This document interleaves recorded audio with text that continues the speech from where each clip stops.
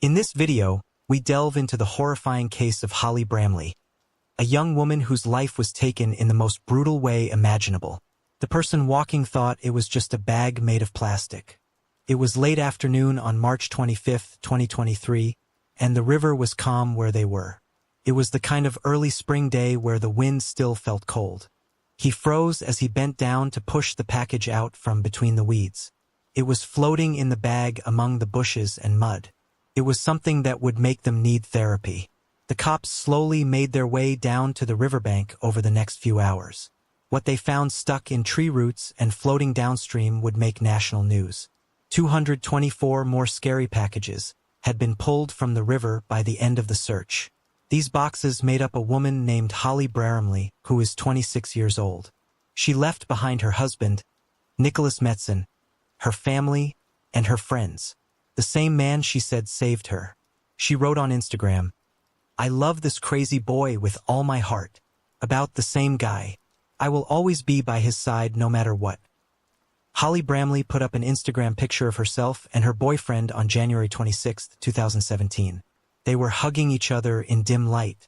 Kindly, a flower crown filter was put over her hair.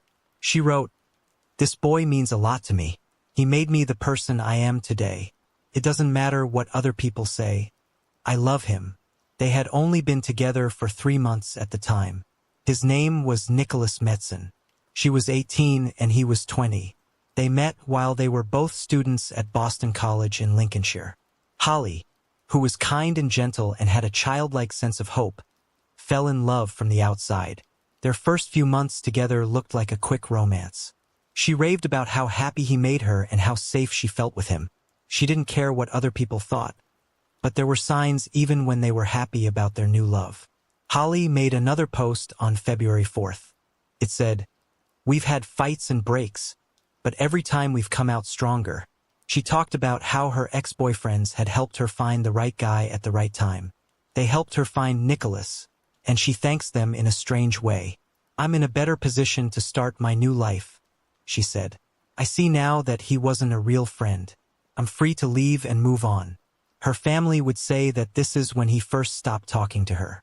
Looking back, Holly was close to all of her siblings, but her sister Sarah Jane was her favorite. All of a sudden, though, it became harder to get to her. In the past, she used to post a lot. The girl who liked to sing, laugh, and cuddle with her pets was slowly going away. Her phone calls were no longer being returned. Instead of Holly, there was a new Holly who swore her undying love for a guy she seemed to have barely known. On February 27th, a few weeks later, she wrote another letter that said, "I love this crazy boy with all my heart. I will be there for him no matter what, and he will be there for me too." Like she thought he would, Nicholas Metzen did not stay by her side. He would finally lock all the doors, cut off all the lines of communication, and make sure that not even her mother could get to her.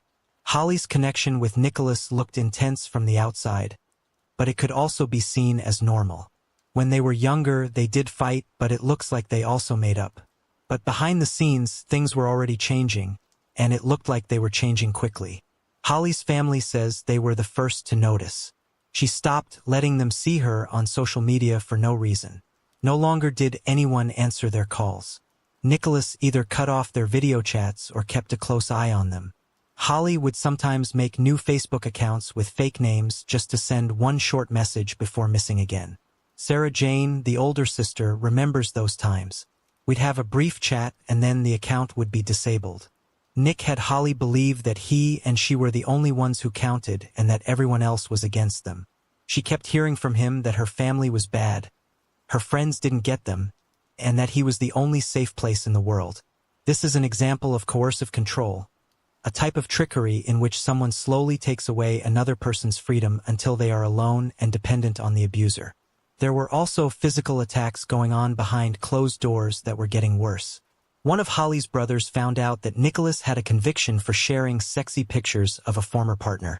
Nicholas told Holly that he had only taken the blame to protect someone else when she asked him about it. She believed him, which was sad. But around this time, Holly told her mother something very scary. She told him that Nicholas had killed her hamster. He had used a mixer and the microwave, she said. She also said he hit her puppy hard. Her family was shocked and scared. They begged her to tell someone, and she did.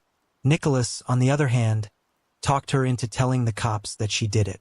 The search stopped and no one was charged. Nicholas was looked into by the RSPCA twice, but both were later thrown out because there wasn't enough proof in either case. Holly's mother, Annette, saw it for what it was, a big red flag. At the time, she told reporters, "We told her if he can do that to animals, think of what might happen to you." By 2020, people were going after even Annette. Nicholas then started writing her letters, making sick jokes about the death of another daughter, a daughter who had died in a parachuting accident years before. He told her it wasn't a threat, but a promise that she would soon be with her. After the fact, Holly's family said they had a bad feeling that the animals weren't going to be his last victims.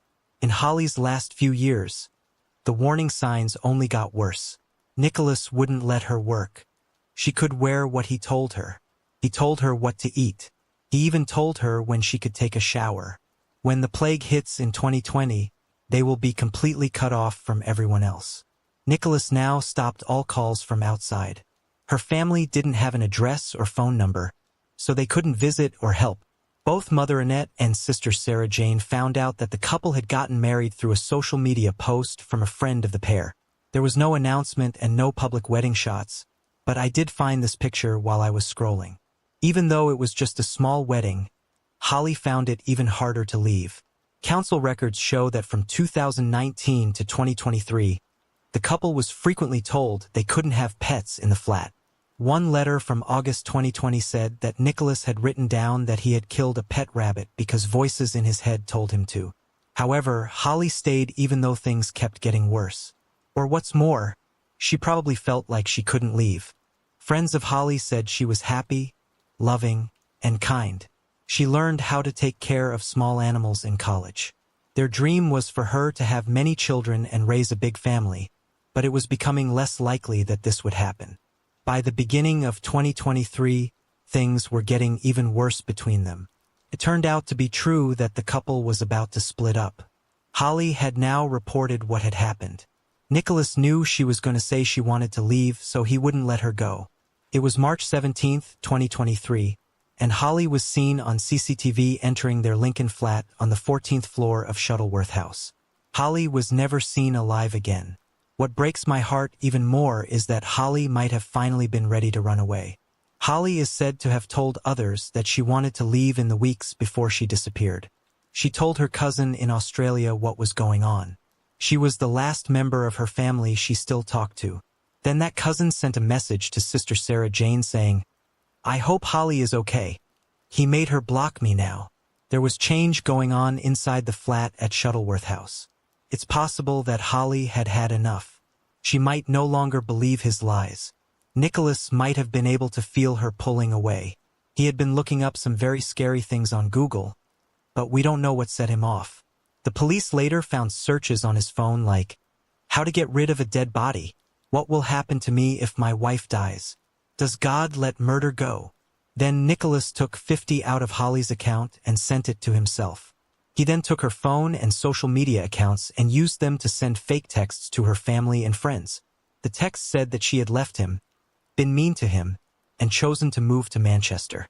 He was clearly trying to hide his tracks by changing the story before anyone found out she was gone. But some people were not sure. By March 24th, someone had called the cops to say they were worried about Holly's safety. That same day, police showed up at Shuttleworth House. Nicholas met them at the door and told them Holly had left. He said she had gone with a mental health support team a few days before. He even showed a bite mark on his arm to prove that she had hurt him. He then told the cops that she might be hiding under the bed while keeping a straight face.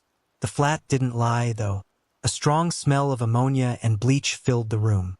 There was a used saw in a towel that was stained red. The bathroom was full of stained sheets. There was a dark mark on the bedroom floor that was full of blood. Turned out to be full of Holly's DNA after all. Nicholas insisted over and over that she had only left. But the truth would come out in 24 hours. In fact, Holly's time was up a whole week before the cops came. And ever since then, Nicholas had lived with her body. You can see that Holly was already gone. Back on March 17th, Nicholas had put her in a headlock to hold her down. He was right. Holly did bite his arm, but it was only because she was so desperate to get away. He poked her at least 4 times during the fight, but it's likely more. But it would be impossible to tell. After Nicholas took her to the toilet, things got even worse. He began to take her body apart in the bathtub. There wasn't any thought put into turning himself in, and he didn't seem to feel bad about what he did. Instead, he did what he did and then put the food in bags. After that, he put those bags in the kitchen pantry and left them there. In the early hours of March 25th, a week after the event, CCTV caught him getting in and out of the Shuttleworth house lift more than once. He had a backpack on and carried things to his yellow Peugeot. He wasn't doing this by himself, though, which was strange. That evening, he had sent a message to Joshua Hancock, an old-school friend. He gave him $100 to help him with a job. Hancock, who had autism and learning problems, didn't know what he was getting himself into when he came along.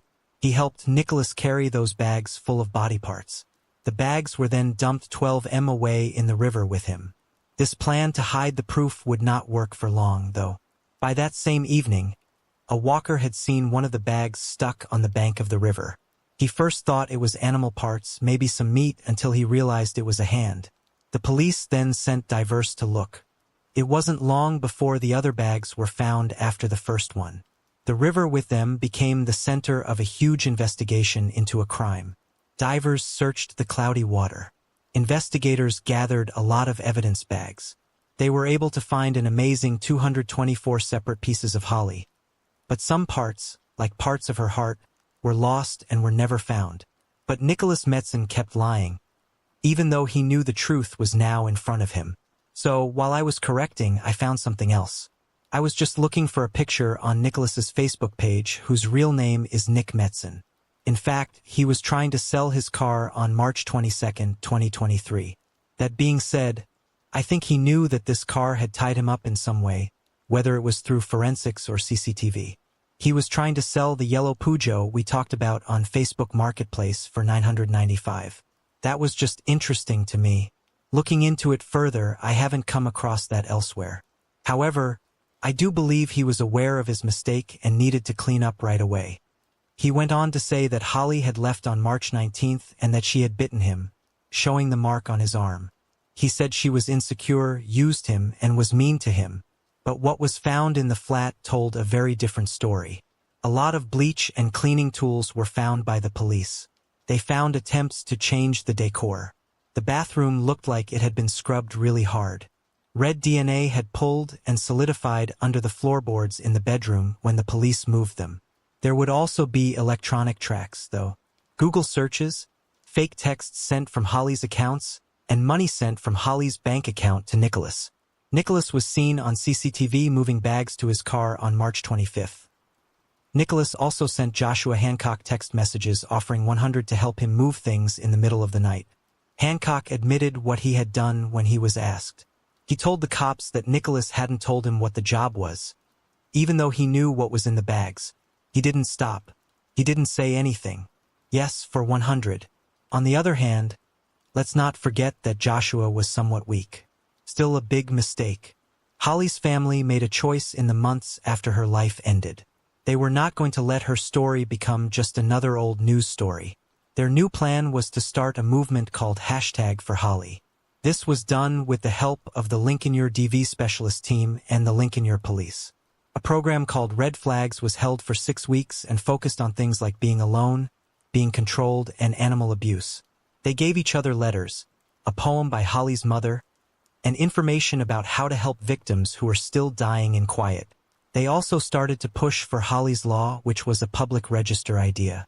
They thought that her death could have been avoided if the animal-related red flags had been caught. Their message was clear. Holly's life was worth more than what he took from her if it saved one woman, one mother, or one daughter. Annette, Holly's mother, looked right at the man who killed her daughter in court. She told him that he had made her whole family suffer for the rest of their lives. "You didn't just steal Holly's life in March 2023, said her big sister, Sarah Jane. "You took her from us years ago."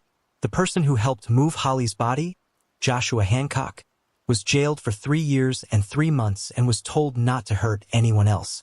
Some of Holly's body parts will never be found again, and her suffering will never be undone by any punishment. People will remember Holly not only as a victim, but also as the lively young woman who loved animals, adored her brothers, and longed to be a mother. Her family is still working to get Holly's law passed. So much more than what he gave her, she earned.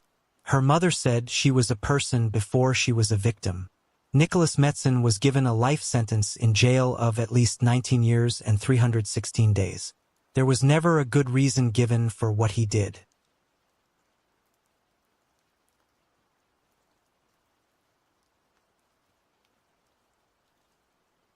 To the outside world, he was the perfect husband, devoted, loving, and trustworthy. Zenaida Solinari's story seemed like a fairy tale. It was the story of a young woman from a small town who dared to make a big change and start a new life in a different country. There she met the man of her dreams very quickly. He seemed trustworthy, loving, and caring.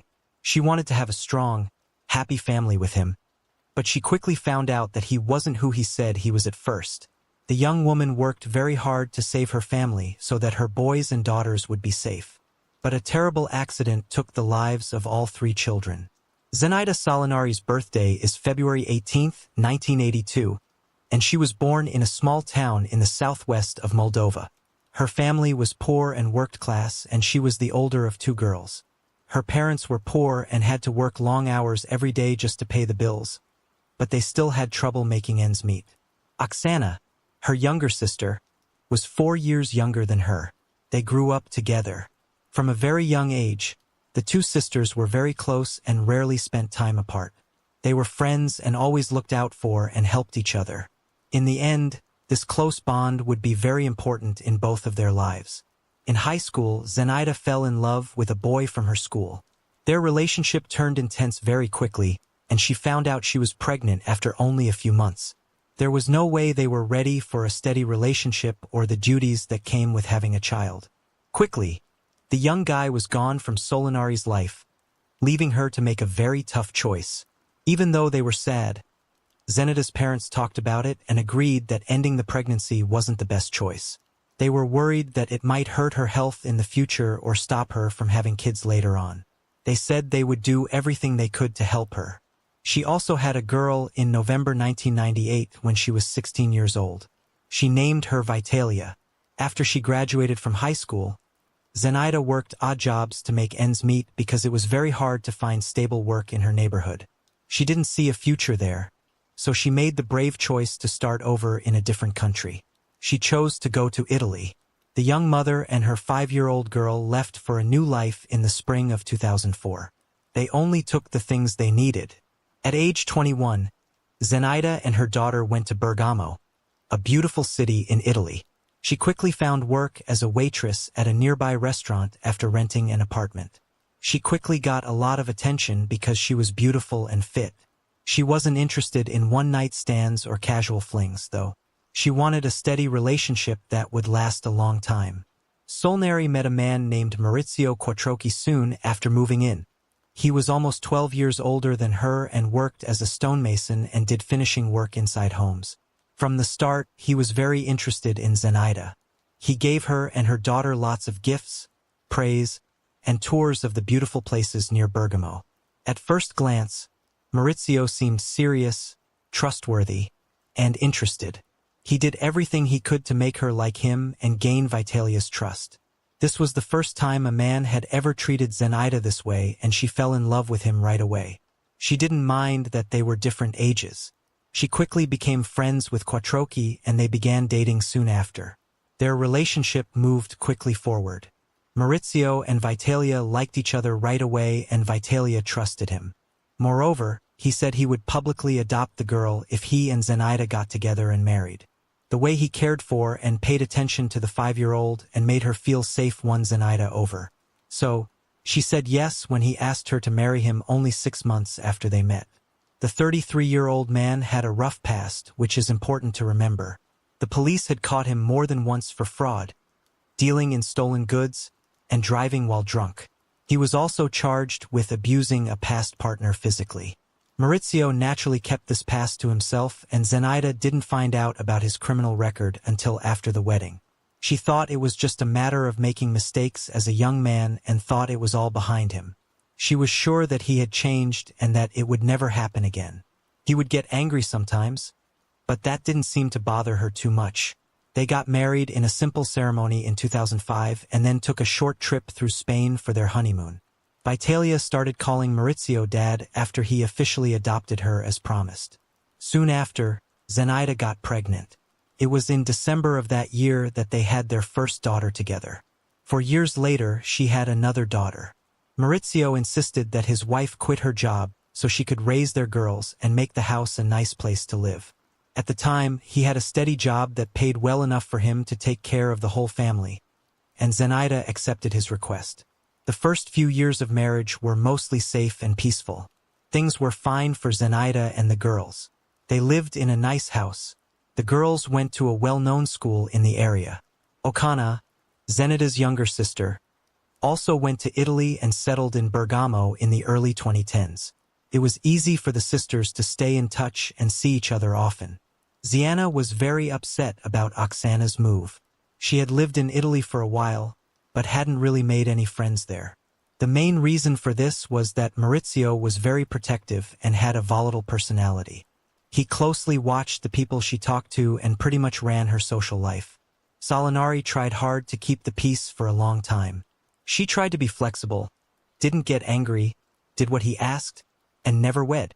She would call him an angry Italian and say that his outbursts and heated fights were just the way people act and think in that area. But it's important to note that Maurizio never hurt her physically no matter how hard things got. One reason she stayed with him for so long was because of that.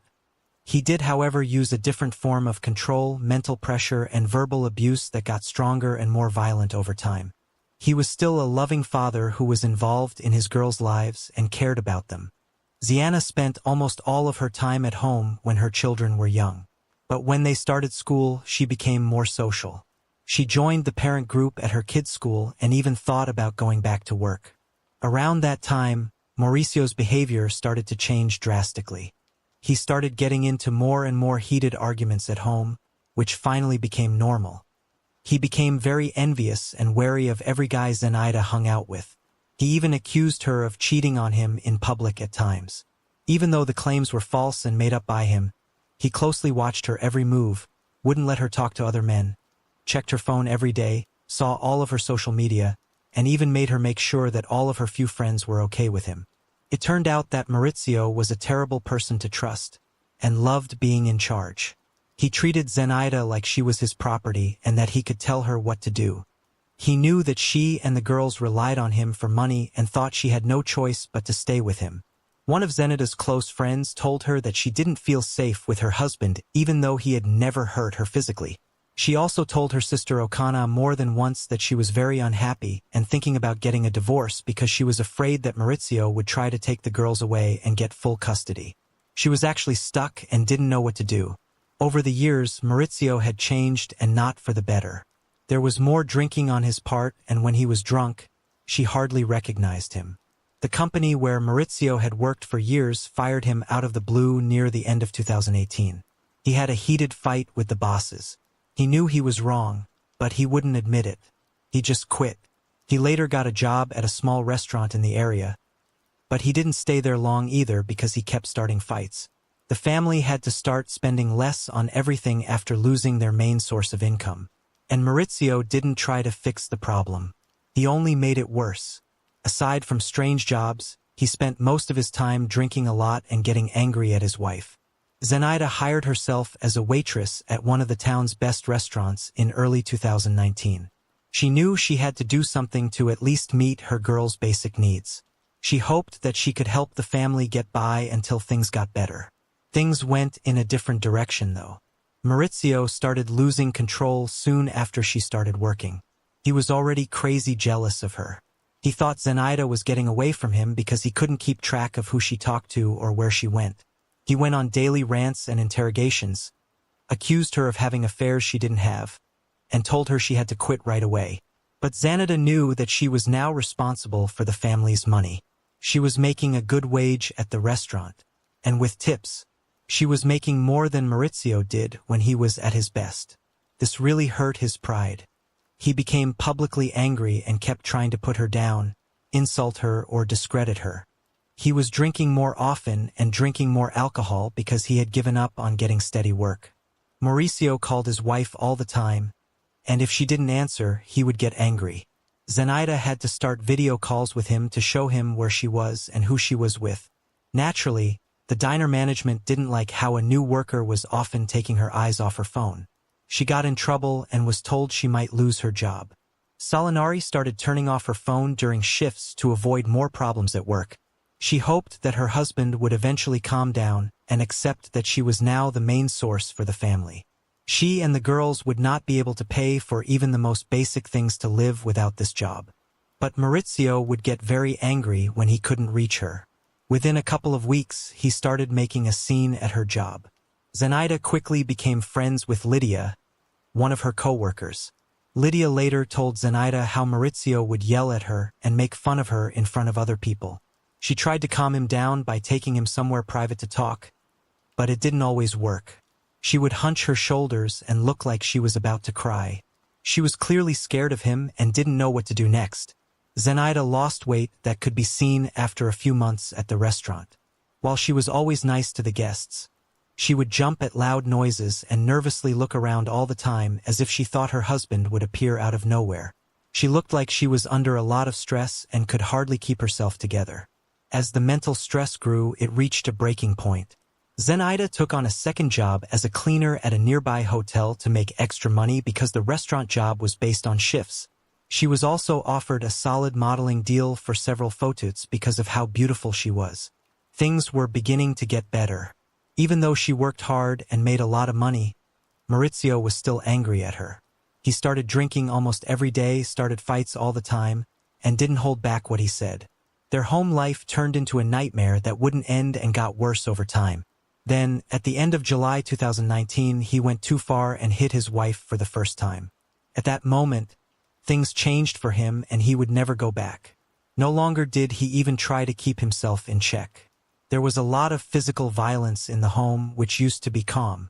Maurizio hit Zenaida, pushed her, or grabbed her by the hair or arms a lot. The cuts and bruises generally showed up on parts of her body that were hidden by her clothes, so no one outside of her knew what was going on. After a few weeks, Zenaida finally caught her husband sober and tried to have a serious talk with him. She told him she was leaving him. Maurizio lost it. Getting angry, he told her he would never let her go and that he would rather do something bad than lose her if she ever left him.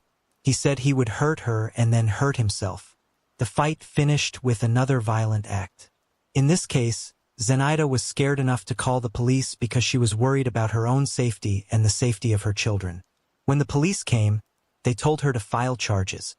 But she didn't because she didn't want to make things worse. To leave the house safely with her girls. All she asked for was help. She could no longer live with a man who had become a tyrant. This is where Zenaida and her 3 children stayed because they had nowhere else to go. Without a second thought, her sister took them in and told them they could stay for as long as they needed to. On that day, Zenaida finally told a family member the truth. She was afraid for her life and the safety of her girls.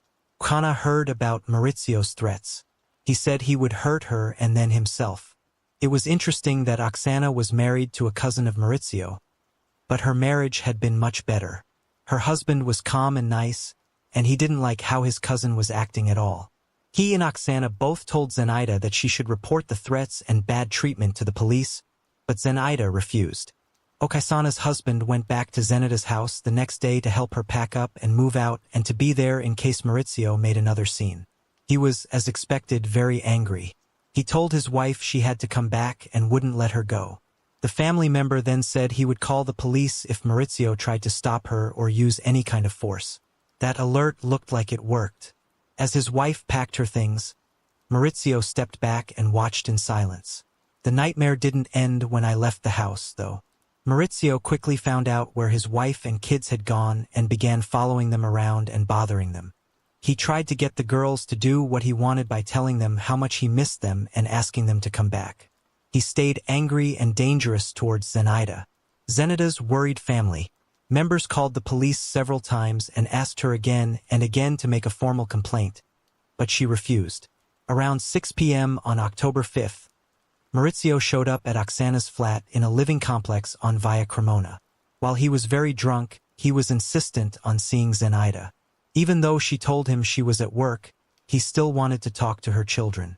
Oksana, who answered the door, flatly refused to let him in. She also didn't call the girls because she didn't want them to see their dad in that state. To really talk, he should get sober and clean up before coming back, she told him. Maurizio loudly cursed and left, but he didn't stay gone for long. Soon after, he came back and started walking around the area as if he was waiting for Zenaida to get home. Oksana called the cops to report what was going on and asked them to look into it. At about 11 p.m. a guard showed up. The police looked all over the neighborhood, but couldn't find Maurizio or anything else that seemed fishy, so they had to leave. When Oksana's husband was coming home around midnight, he saw an old gray Peugeot 207 that looked a lot like the car Matteo used to drive. He told his wife about it, and the two of them looked all over the apartment complex grounds, but couldn't find the driver. That same night, Oksana sent Zenaida a worried message telling her to be very careful and to let them know as soon as she got home so they could meet her outside. She was used to living in fear now that she had done it for so long. She didn't listen to her sister's advice because she was sure she could handle things. She said she would call when she got home, but she never did. That pic would be the worst thing that could happen. Early in the morning on October 6th around 2 Mars a.m., a loud scream broke the silence. Oksana and her husband woke up, but they couldn't see what was going on right away because the windows in their flat faced the wrong way. Oksana had a scary sense. Her sister was yelling, so she and her husband ran outside. There was no longer a threat when they got to the front of the building. Zenaida was bleeding on the ground near the door. People in the area had already called 911. Sana begged her sister not to close her eyes while they waited for the ambulances and tried very hard to stop the bleeding from a deep cut on her neck. But the wounds were way too bad. By the time help got to Zenaida, she had already lost a lot of blood that there was no question about who was to blame. Right away, the victim's family gave police Maurizio's name, a picture of him, information about his car, and his location. Right away, a regional warning was sent out, but no one knew where he went after the attack. Traffic cameras showed the way he ran away, but he was already outside the city lines at that point. The police thought he might have left the car and hidden in a country or wooded area. Even though there were roadblocks in place, the subject stayed out of sight for almost 20 hours. His flight, on the other hand, wasn't well planned. He didn't know what to do next. Maurizio was finally caught that 6th of October evening when he tried to fill up his car with petrol in a nearby neighborhood. Maurizio was sober when he was arrested, but he said he couldn't remember much from the night before because he had been drinking too much. He said he loved his wife still, hoped they could get back together, and had never meant to hurt her. No one believed his story that the whole thing was a terrible accident. At that point, forensic experts had already looked at the body of the victim, and even experienced detectives were shocked by what they found. Zenaida had been stabbed 18 times, and some of the cuts were fatal. 3 were right up to her. 7 of the wounds on her arms and hands were protective ones, which means she tried to protect herself. 8 of them were deep wounds in her chest and neck. A hole was made in one lung. The heart and the carotid artery were both hurt. It wasn't likely that anyone could have saved her because she lost too much blood too fast. A big kitchen knife was found about 60 feet away from the crime scene. It looked like the attacker threw it away while running away. Maio only partly accepted guilt when he was being questioned. He told her that he didn't mean to hurt her and that all he wanted to do was talk. When asked why he brought a knife, he said he didn't bring one at all and just picked it up off the ground near Oksana's house. But a search of his house showed that wasn't true. The knife used in the attack was from a set in his kitchen, especially the one that wasn't in its holder. The police were able to put together the whole picture. Maurizio had been waiting outside the flat building for hours, just as Oksana had thought he would.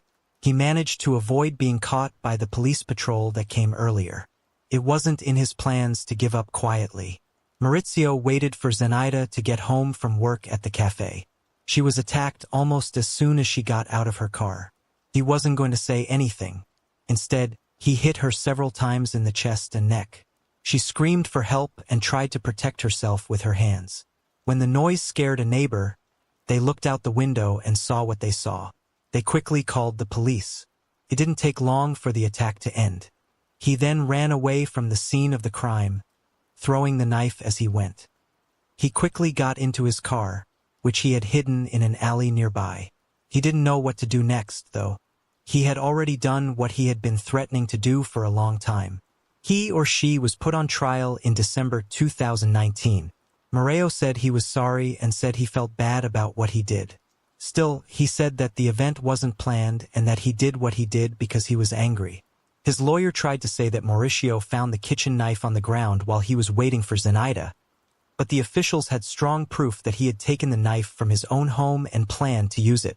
At the trial, Zenaida's sister and brother-in-law, as well as some of her close friends and co-workers, spoke out. All of them talked about how Maurizio had manipulated Zenaida, put emotional pressure on her, and controlled her behavior, which had gotten worse and turned into physical violence in the months before she died. Many people had seen Suarez on her. The police had been to their house several times, but Zenaida didn't want to press charges or get a protection order because she thought she could handle things on her own.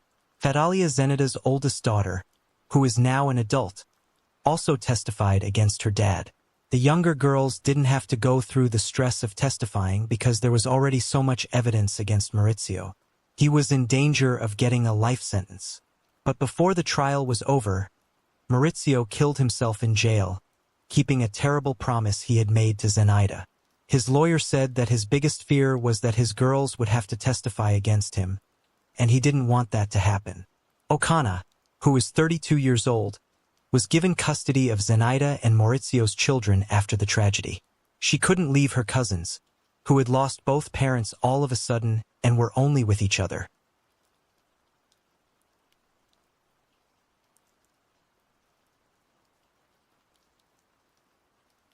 In today's video, we uncover the shocking case of Stacy Hunsucker, whose sudden death first appeared to be a medical tragedy. Stacy Hunsucker, who was 32 years old, called Mount Holly, North Carolina, home. In high school, she fell in love with Joshua and they married. Together, they had 2 children, Piper and Willow. She was a great mother and a happy person, according to everyone who met her. But something bad was going on behind this picture of happy family life. Stacy Robinson Hunsucker was born in Mecklenburg County, North Carolina. Her parents are John Robinson and Susie Robinson. Eric and Paul were her brothers, and Amy was her sister. When she was done with high school, she went to Gaston College and got an associate degree in paralegal studies. Before she went into teaching, which was what she really loved, she worked as a lawyer at Ted Grieve and Associates and Reagan. Then she worked at the YMCA, then at First Baptist Charlotte's Preschool, and finally at First Methodist Preschool in Mount Holly. Shelley O'Day, her friend, said she was good at making crafts because she sold painted wooden signs. In the summer of 2018, O'Day went to Stacy's house to get a $50 welcome sign she had bought there. This is where she met Joshua Lee Hunsucker at work in a department store. She was 2 years taller than him, which was the first thing he noticed about her. For reference, Stacy was 5 feet 11 inches and Joshua was 6 feet 5 inches. His advances were declined several times by her. Joshua didn't give up, though. He learned she played softball, went to her practice, and joined her team. Both were good players who had the chance to become professionals. Their friendship turned into love over time. The wedding took place in Myrtle Beach, South Carolina, in 2010. People thought they were happy because they had been together since high school. Their 2 girls, Piper Elizabeth and Willow Darlene, were born. It had been 7 years since Joshua started working as a flight nurse for Atrium Health's MedCenter Air. He was confident and convincing because he used to play college football. Stacy gave up her job to care for her kids full-time. On weekends, Stacy and Joshua spent time with friends at shows and cookouts. According to O'Day, they were just a cute pair. They never got into a fight. Stacy had been a member of Mount Holly United Methodist Church all her life and took part in many events and groups there. She liked to make things, go to the beach, watch sports, and take pictures of herself and her girls. But problems were happening below the surface. After the birth of their first daughter, Piper, in February 2013, Stacy started having strange health problems that she couldn't explain. The signs weren't clear, but they were very scary. Her health seemed to be getting worse for no clear reason, which made doctors confused. After just 5 months in July 2013, bad things happened. Their house caught on fire, and most of the couple's things were destroyed. Both mentally and financially, the fire left them in a mess. The things they had worked for were taken away. Their friends came together to help the young family get back on its feet. Suzanne Steinbronner, a friend of the couple, started a GoFundMe page to help pay for the rising costs. The page would start to record Stacy's strange medical fall. Stacy's health issues, on the other hand, kept getting worse. After the birth of their second daughter, Willow, in November 2014, Stacy was taken to the hospital because her heart rate and blood pressure were too low to be safe. Her stay in the urgent care unit lasted several days. The medical team did many tests to try to figure out what was wrong, but they couldn't figure it out. There was a feeling that her body was being attacked by something beyond her sight. Suzanne added more information to Stacy's GoFundMe page about her health. Many tests later, she wrote, the doctor still didn't know what was going on. Stacy was readmitted in January 2015 with a low heart rate. In this case, the situation became very dangerous to life. She had a heart attack as soon as she got to her room. Her heart just stopped beating. Doctors were scrambling to figure out what was wrong with this young woman while she was on a ventilator to help her breathe. As February 2015 came around, a choice was made that shocked everyone. A pacemaker was put in Stacy's heart. This was too harsh for a woman who wasn't even 30 years old yet. If someone so young needed a gadget to control their heartbeat, it meant that something very, very badly was wrong with her heart's electrical system. Not a soul knew at the time that these were not normal health issues at all. After looking back, it was found that all of Stacy's symptoms were consistent with being poisoned by tetrahydrosaline, a chemical that can have major effects on the heart and body and can even kill. The pattern had been there the whole time. Episodes of low blood pressure and heart rate that doctors couldn't explain, sudden cardiac events that doctors couldn't figure out, and a young woman who had no family history of heart disease who needed a pacemaker all of a sudden. Joshua would have known exactly what signs to look for because he had a lot of medical training as a flight paramedic. He would have been able to give the poison in amounts that wouldn't kill right away, but would make the person's health worse over time. Normal medical tests would not have shown it to him that much. He knew. He should have known that the doctors would say her heart was to blame and not poisons. She always had to think about her mother Susie. She would call her daughter right away to make sure everything was okay if she had a dream that something was wrong. She had the sense of a mother that something wasn't right, but she couldn't say what. Due to the medical issues, another terrible problem arose, crushing debt. Even though the GoFundMe effort helped, there was a lot of financial stress because of the hospital stays, specialist visits, surgery for the pacemaker, and all ongoing care. The bills never stopped coming. Joshua was planning something much worse than anyone could have thought the whole time. He was poisoning his wife slowly and carefully, making a medical background that would make her sudden death seem normal, unsurprising, and inevitable. Later that same day, on September 23, 2018, Joshua called 911. He told the cops that he had found his 32-year-old wife not breathing. She was leaning against the side of the couch, but his story about what he was doing before he found her kept changing based on who he was talking to. He told cops at the scene that he had gone outside to make sure their cars were locked. He said that there had been a lot of car thefts in the area lately. He checked to make sure their cars were safe. The story made sense. That's not what he told one friend. He said he went for a walk to get some exercise. Yet another friend got a different story from him. This time he said he had been cutting wood for signs in the backyard. There is a third story that goes against the first two. He told Susie, his mother-in-law, that he had been working on his laptop at the kitchen table while turning his back on Stacy. He said that when he turned around he saw her lazily leaning against the couch. An additional account of what happened.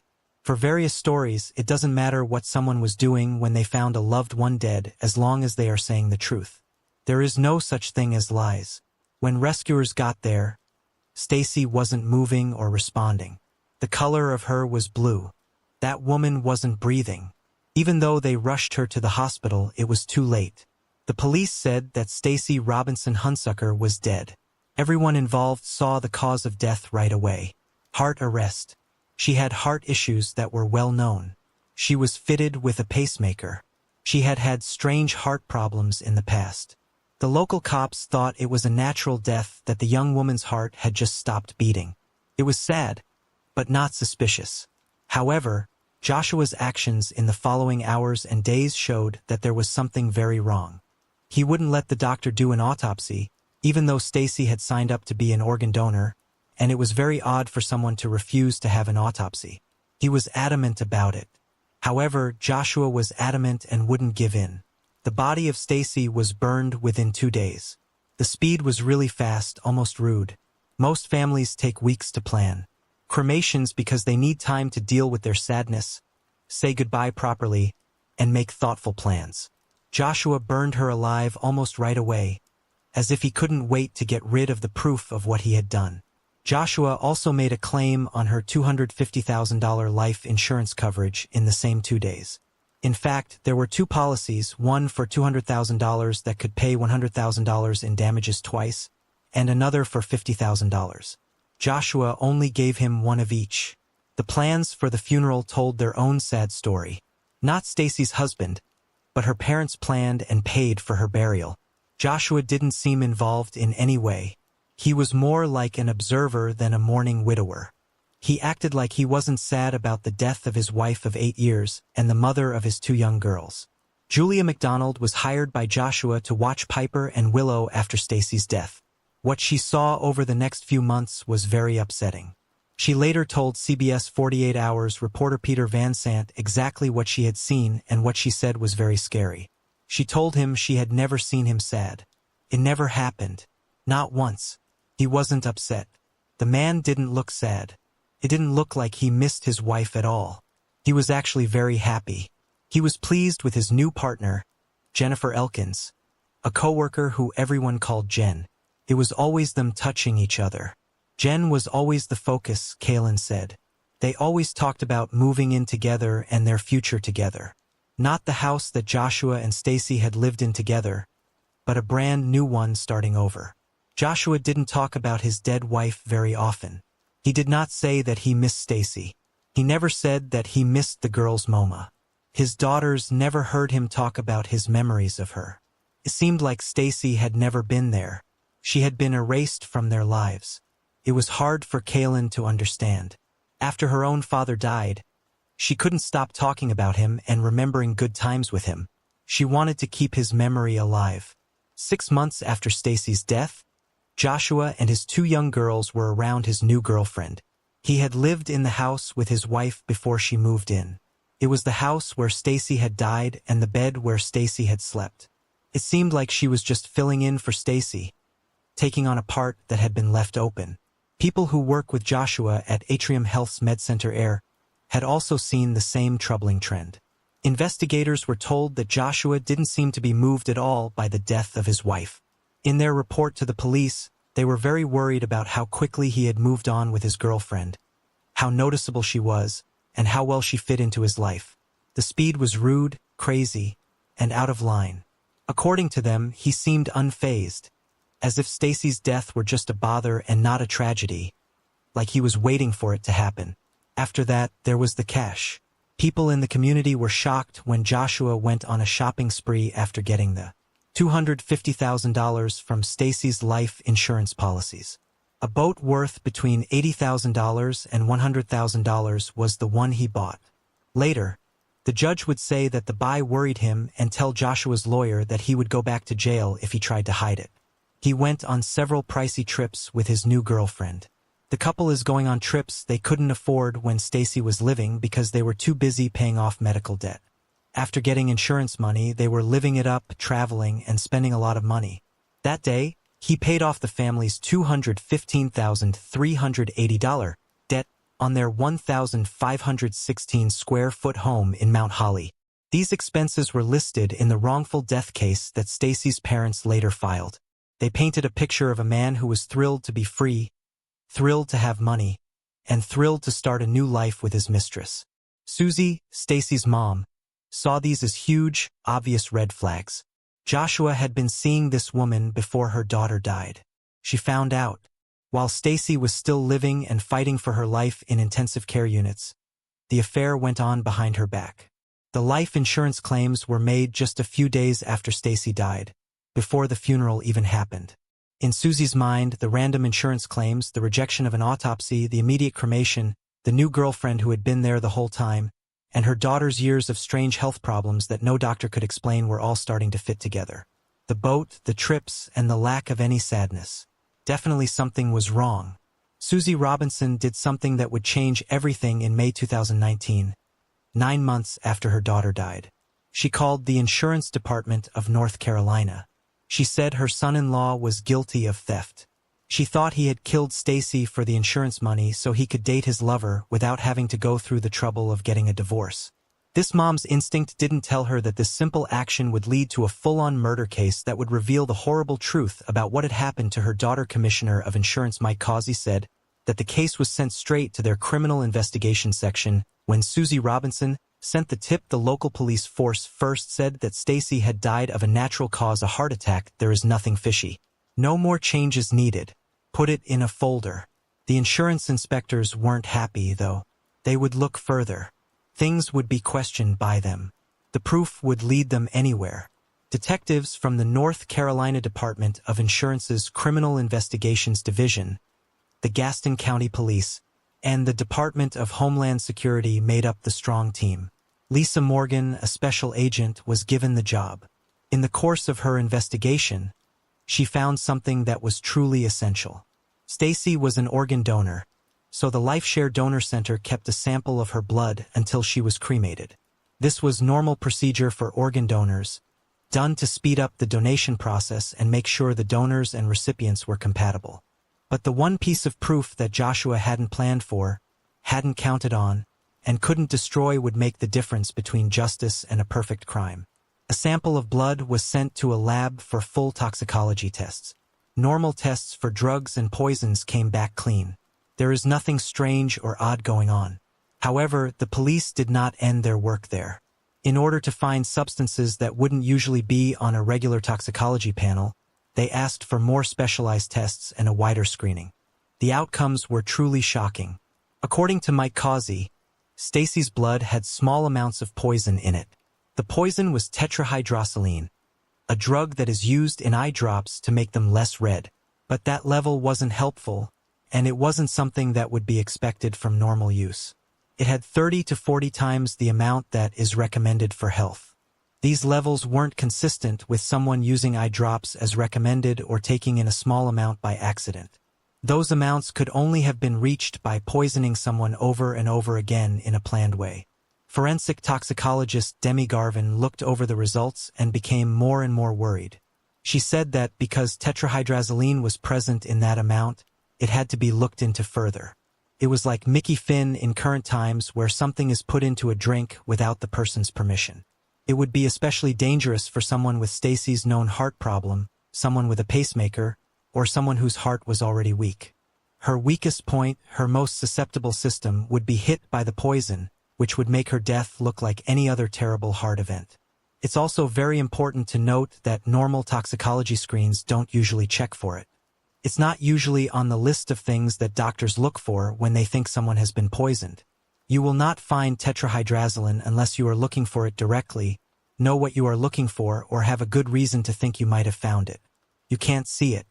In the end, North Carolina State Attorney Jordan Green told the court that the drug has a very bad effect on the heart and can stop the heart from beating or cause it to fail. It wasn't a mistake. That was a cold-blooded murder that was planned ahead of time. As a flight paramedic since 2013 and someone with a lot of medical training, Joshua Hunsucker would have known a lot about medicines and how they affect people.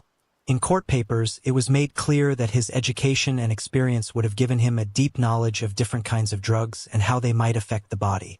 His job also gave him access to drugs that were not controlled and did not need to be logged or kept track of. He knew what to do, had the tools, and had the chance. The investigation quickly grew. Detectives started talking to Joshua's family, friends, co-workers, and anyone else who might know something. They found out more about the case, which made it even scarier. Something important had happened about 20 miles south of Mount Holly, about 2 weeks before Stacy's death. In August 2018, Lana Sue Clayton, a nurse, was jailed for giving her husband Stephen Clayton eye drops that were poisonous. Clayton admitted that she put eye drops in her husband's water 4 days in a row until he died. In the Charlotte area, the story got a lot of attention from the media. It was talked about by everyone. In court papers, it was said that prosecutors said there were a lot of similarities between that case and Joshua's. Their jobs were both in the medical field. Both of them were murdered at home by their spouses. It was first thought that both deaths were caused by natural reasons. Both used poisoning with tetrahydrosaline. Court papers said that Joshua put eye drops in Stacy's water without her knowing and exposed her to lethal amounts of tetrahydrosaline just days after learning about the case in South Carolina. It was more than that. Detectives talked to Joshua's old co-workers at Atrium Health's MedCenter Air as part of their probe. Before he killed Stacy, Joshua told 2 co-workers that he would use Visine or another eye drop to do it. There were no jokes or pointless comments here. The threats came from a medical worker who knew exactly how it worked. He had told them exactly how he would kill someone if he ever got the chance. After the South Carolina case got a lot of attention from the media, Stacy Robinson Hunsucker died soon after.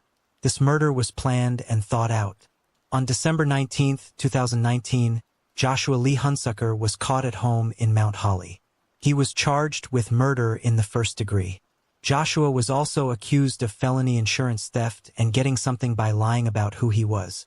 He was getting benefits worth $250,000, even though he was said to know that he killed his wife and killed her. $2 million was put down as bond for him.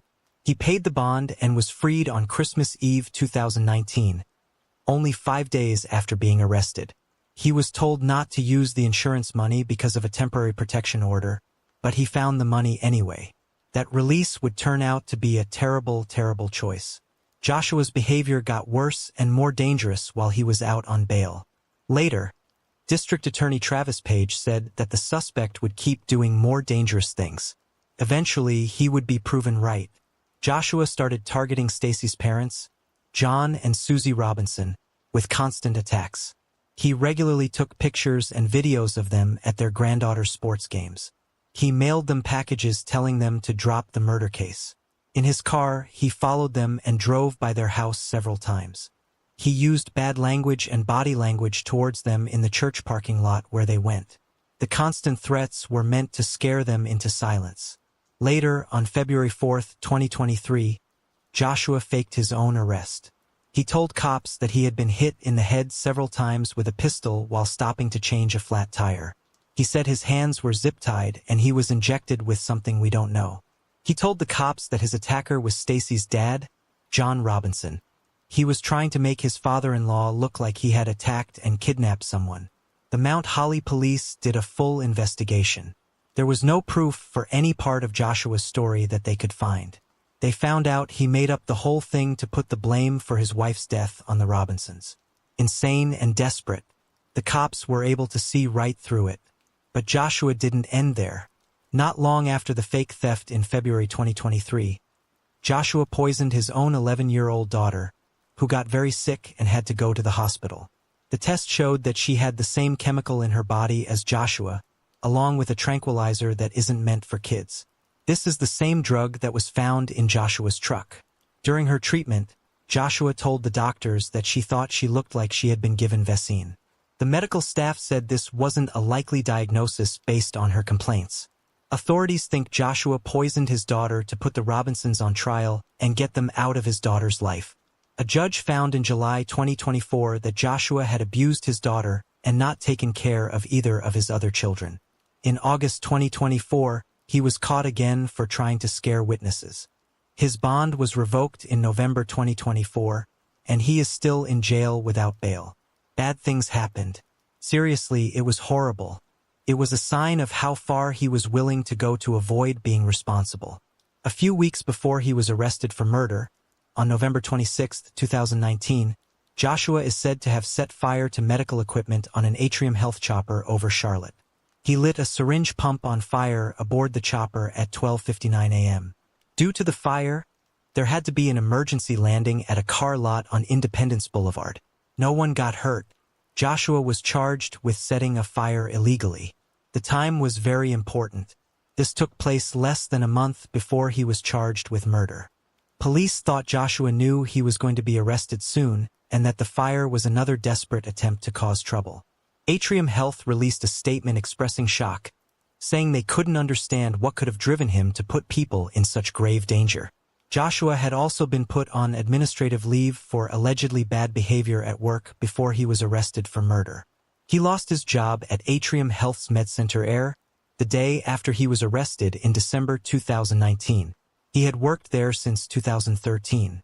The intended date for Joshua's trial was March 2025, but prosecutors said that because of recent events, it might have to be moved to autumn 2025. After Joshua was arrested for the first time, Stacy's family put out a strong statement through their lawyer that showed how determined and hurt they were, saying, "Your beautiful girls Piper and Willow will have our full support and care." Kelly, who has known Stacy since high school, told her that she did not deserve this to happen to her. She was an excellent mom. She had a good attitude. According to a letter sent by Susie Robinson in April 2020, Stacy was missing a lot of important events. "I'm so sorry you can't be here for your pumpkin's birthday party. I gave both of your girls an extra hug today just for you." The case showed how important it is to look into scams to find murderers. Mike Causey, the commissioner of insurance, thought, "Who would have thought that an investigation into insurance fraud could turn into a full-on murder investigation?" Joshua would have committed the perfect crime without Susie Robinson's mother's sense and the blood sample that was kept safe from organ donation. Stacy Robinson Hunsucker was a loving mother, teacher, and church member. Her favorite things to do were make crafts, visit the beach, watch sports, and photograph her children. Her smile made everyone who knew her feel happy and at ease. Joshua is still in Gaston County Jail without bond as of November 2024. His two girls, who are now about 12 and 14 years old, are no longer in his care. John Robinson and Susie Robinson are still fighting over who gets to keep their grandkids. Justice has not yet been done. But one thing is for sure, Stacy Robinson Hunsucker will not be forgotten. This case shows how dark and unpredictable people can be. Let me know what you think in the comments and subscribe for more true crime content.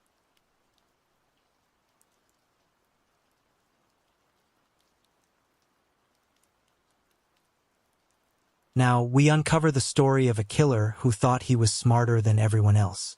He planned every move, covered every track, and believed he had committed the perfect crime. Relationships are an important part of life, whether they are personal, family, romantic, or work-related. It's too bad that not all of them turn out to be good. Some can be so bad that they leave mental and physical scars that last a lifetime. It started out as a relationship between a famous doctor and one of her coworkers. From the beginning, it was clear that their relationship was not stable. Over the course of almost 5 years, they broke up and got back together several times. The woman stayed positive and gave the relationship many chances, even though her feelings were all over the place. What happened after she finally got the courage to take charge of her life and tell him she was leaving him for good set off a chain of terrible events. She unknowingly sealed her fate when she stood up for herself and looked for a new start. Before we continue, I'd really love to know where you're watching from. Whether it's a big city or a small town, drop your location in the comments below. It's always interesting to see how far these stories reach. And if you're enjoying this deep dive into true crime, make sure to give the video a thumbs up, subscribe to the channel, and turn on the notification bell so you're the first to know when a new case is posted. Now let's get back into it. Dr. Preeti Reddy was born on October 19, 1986, in Pimpri Chinchwad, an Indian city on the Pavnar River.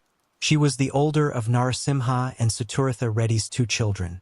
Both of her parents were respected and accomplished doctors who ran a successful private practice. The steady and large income her parents made it possible for the family to live well. 4 years younger than Preeti, Nithya was her sister when they were kids. The sisters made a close bond early on and were almost never apart. They always supported each other no matter what, from childhood secrets to hopes and problems. They grew up in a loving home where strong cultural values and a deep love for family were taught. The girls at the Reddy home were given every chance to do well in school because that was important to their parents. Because Narasimha and Suchrita were wealthy, they were always willing to put money into their girls' health and future. The Reddy family did something that changed their lives in 1996. They went to Australia because they thought it would give them more chances and a better future. They bought a big house in a quiet part of Sydney and quickly turned it into their safe place. Both did very well in school at a famous private school. As time went on, Preeti grew into a smart, pretty, and charming young woman. Her personality was outgoing, social, and driven. Her parents were both nurses, and she always wanted to follow in their path by working in healthcare. She naturally liked helping others, and she got real pleasure from making a difference. Preeti made an interesting choice after high school. She made the choice to go back to India and study dentistry at a college in New Delhi. As always, her parents were there for her and trusted her to make the right choices. About 2013 or so, Preeti finished some of her training and went back to Australia to live with her family again. She got her first job at the Hustville Dental and Physiotherapy Centre in Western Sydney. At the same time, she was taking classes at the Royal Dental Hospital in Melbourne to improve her skills. Later, she became a general practitioner at Glenbrook Dental, a centre that offered a wide range of wellness services. Peers and patients knew Dr. Preeti Reddy as a rising star in her field because she was very good at what she did and loved it. She was always getting better at what she did and learning new things. In early 2019, right before something that changed her life happened, she was taking advanced courses in dental implants with the goal of one day starting her own clinic in Melbourne. Those dreams would never come true, which is sad. In 2013, while Preeti was still in the overseas trained dentist program, she met Dr. Harshwardhan Nard, who went by the name Harsh, at a training or meeting she was attending. He was Indian like Preeti and came from a line of healthcare workers. Following in the footsteps of his family, Harshwardhan also decided to become a dentist. The two quickly found things they had in common and they became attracted to each other almost right away. After getting to know each other for a few months, they started dating. But there were warning signs about the partnership from the start. There were times when Harshwardhan was protective and moody. He often made fun of Preeti's feelings, questioned her actions, and used subtle tactics to keep her in line. Besides that, he hurt her confidence and made her feel like she wasn't good enough. The first person to notice that something was wrong was Preeti's younger sister Nithya. She knew that Preeti was seeing someone, but her sister never told the family about him. Preeti never had him over to their house and didn't talk about him in any way. In the meantime, Preeti started to act differently. She shut down, felt unsafe, and grew detached. The sparkle in her eyes started to go away. She used to be a happy and sure of herself woman. But now she seemed always on edge, like she was living under a lot of mental stress. The rules of their relationship were being set by Harshwardhan, and Preeti seemed stuck in them. Their parents asked to meet the guy in her life many times, but Preeti would always avoid the subject, change the subject, or say no outright. She clearly didn't like being with Harshwardhan, but she felt mentally tied to him and couldn't break free. The person named Harshwardhan lived in Tamworth and worked at a dentist clinic there. He was dating Preeti, but they never lived together, so their relationship was mostly long distance. He often tried to get her to move in with him and even put pressure on her, but Preeti always said no. She knew in her heart that it wasn't going to end well. It was clear that their relationship wasn't safe. A lot of fights and emotional strains set in, and Preeti always felt like she was under a lot of pressure. She kept secrets about their relationship for a long time. She only told a few close friends and her sister about it after about 6 months. Nithya only saw Harshwardhan a few times before she didn't like him at all. She would remember later that something about his presence made her feel uneasy. By 2014, Preeti and Harshwardhan were seen together in public, so no one had to guess that they were dating. But she never told her parents about him, and she didn't agree to meet his family. Soon after, they broke up, but Preeti didn't tell anyone. This routine of breaking up and getting back together kept going for years. It happened that she wouldn't tell anyone that they were back together or that they had broken up. It was clear that the unstable nature of their relationship, with frequent heated fights followed by equally heated reconciliations, made her feel bad. Preeti was often told by Harshwarden that she wasn't putting enough effort into their relationship, and he kept telling her to move to Tamworth so they could live together. Although Preeti was firm, she wasn't ready to quit her job or leave her family in Sydney. In the meantime, Harshwarden had no plans to move for her either. Another breakup happened between Preeti and Harshwarden in the autumn of 2016. There was no doubt that this time it was over for good. Harshwarden wasn't ready to let go though. He started making plans for a surprise party for her 30th birthday in October. The surprise did not happen though. Preeti had already planned a party at her parents' house with close friends and co-workers, but she refused to invite her ex-partner. After getting this clear message, Harshwarden kept trying to get back into her life. He asked for another chance and told her that he had changed and that things would be different. He had never hit anyone, but the constant mental pressure he put on her had left deep marks. Maybe the fact that he wasn't doing him any real harm was what made Preeti decide to give him one last chance, hoping for a fresh start. Things didn't get better, though. It was even harder for Preeti to break up with Harshwarden because she still cared about him emotionally. He also played with her feelings and made her feel bad about the end of the relationship. She was often the reason he was having trouble and that she was hurting him. At the end of 2018, Preeti tried one last time to save their romance. She soon realized that things were not going to get better no matter how hard she tried or how much she gave up. She broke up for good. That autumn, in November, only a few weeks later, she met a young doctor from Melbourne. They felt a genuine link right away. Kind, caring, and responsive, this new man was everything Harshwarden wasn't. Preeti wasn't shy about her relationship for the first time in years. She happily told her family and friends about him. She seemed truly joyful and full of hope for the future. It became real to her that she could get married and start a family. She even thought about moving to Melbourne to be near him. When she started looking for work in the area, well-known dentistry clinics responded right away. After getting several offers, she chose a center where she planned to move after her duties in Sydney were over. For the first time in years, she told her friends in December that she had never felt this good and that she finally felt free of the past. Her friends and family were thrilled to see how happy she was, but they were only happy for a short time. The news of Preeti's new relationship reached Harshwarden in January. He started to contact her again by calling, texting, and trying to set up a meeting because he was angry and jealous. Although Preeti was sure of what she wanted to do, she didn't pay attention to anything he did. By February, Harshwarden told his brother on the phone that he couldn't accept what he saw as deception. He kept talking about Preeti as if she still belonged to him, and he thought that her new relationship was hurtful to him. He told her that he wouldn't let her marry someone else and even gave the impression that he was ready to do something very bad. It seemed like empty, angry threats made out of anger and helplessness at the time.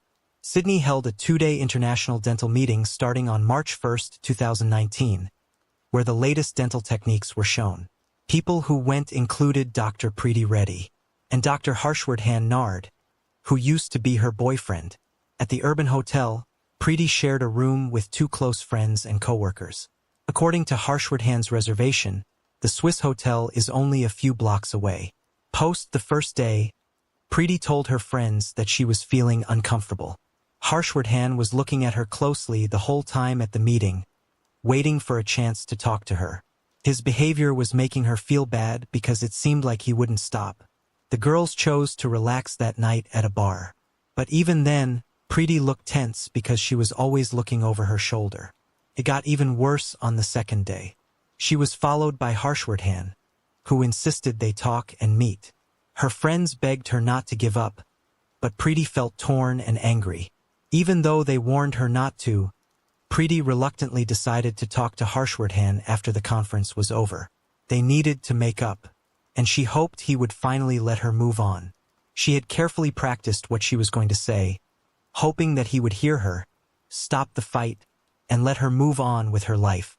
Around 6:30 in the evening, on March 2nd, A gray Volkswagen Golf Preethes was seen leaving the Urban Hotel's underground garage on security video. Preethi was driving, and Harshwardhan was sitting next to her. A little over an hour later, they went to Ravi's Kumin restaurant in Crow's Nest together. A lot of people, including witnesses, other guests, and restaurant staff, said later that they could feel the stress at their table. Preeti looked tense and eager to leave, while Harshwardhan repeatedly tried to grab her hand and spoke over her. The waiter who was serving them remembered that Preeti had said she was going to move to Melbourne and that she was in love with someone else. She also asked Harshwardhan to let her go, but he didn't seem to notice. As an alternative, he kept talking about getting married and said he would move to Sydney just to be close to her. The couple left the diner around 10:30 p.m. and walked back to their car, but they didn't get in. They fought for more than an hour right there. When Harshwardhan tried to hug her, Preeti turned away from him. At about midnight, they finally got in their car and drove off. After driving through the city for 15 minutes more, they pulled into a mall parking lot. Nobody got out of the car. On the building's wall, surveillance cameras caught them having a heated fight. Harshwardhan was making wild gestures, and Preeti was clearly crying. Around 2:00 a.m., Preeti got out of the car and went into a mall location with a 24-hour fast food place. She bought a water bottle and hung out near the door, waiting for Harshwardhan to leave, although he was still in the car when she returned. Onwards to the Swiss hotel, where Harshwardhan had a room. It was quiet as he led Preeti past the front desk and into his room around 3 a.m. That was the last time she left. At around 10 a.m. on March 3rd, Preeti called her younger sister to say she'd be home in a few hours. In 5 minutes, she called Harshwardhan and told him she loved him and that they were going to be together soon. The last time anyone heard from Preeti was that day. The family of Preeti thought she would be home by lunchtime, but she never showed up. The fact that her phone was off was very strange. At 3:00 p.m., people began to feel scared. The always connected Preeti would let someone know if she was going to be late. Her family started calling her friends and coworkers right away to see where she was.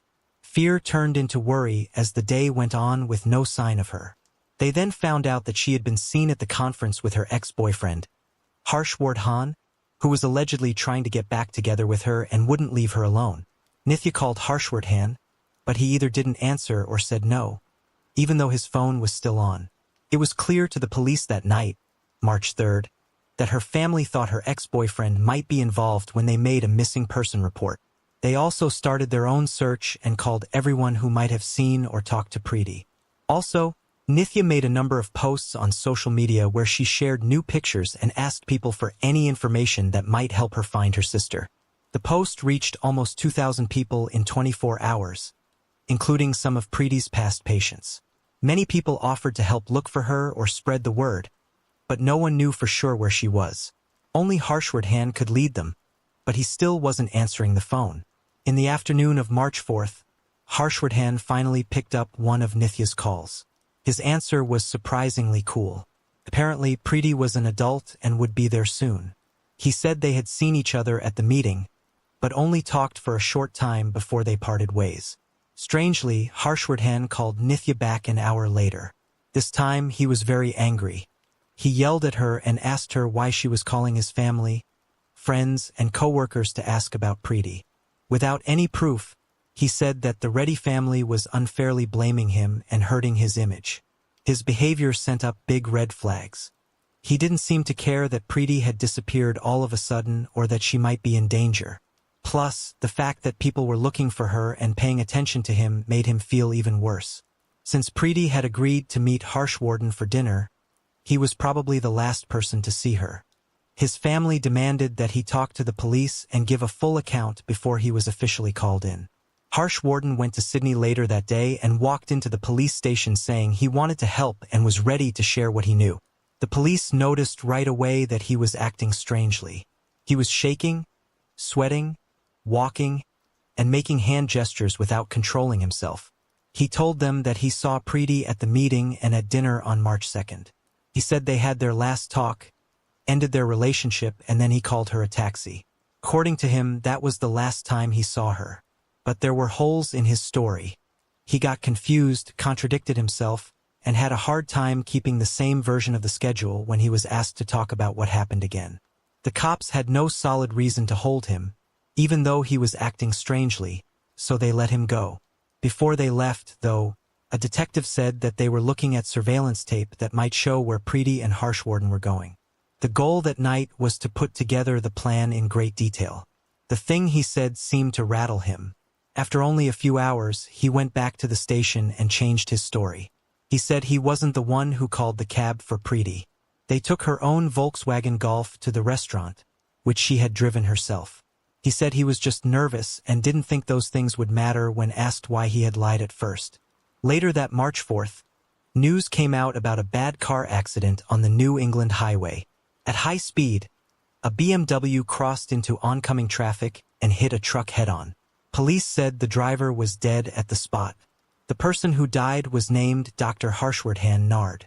But how did he get into such a terrible accident on a road that wasn't very busy? The surveillance video showed that Harshwarden had quickly sped up and driven into the path of the truck on purpose.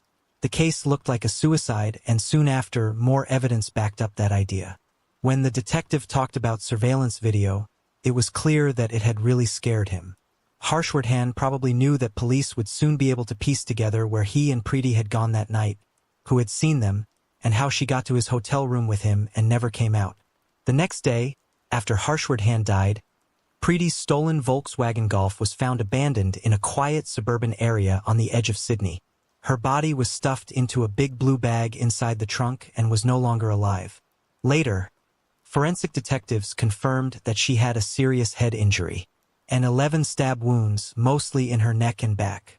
2 days later, after putting together security video and interviews with witnesses, police were able to figure out what had happened.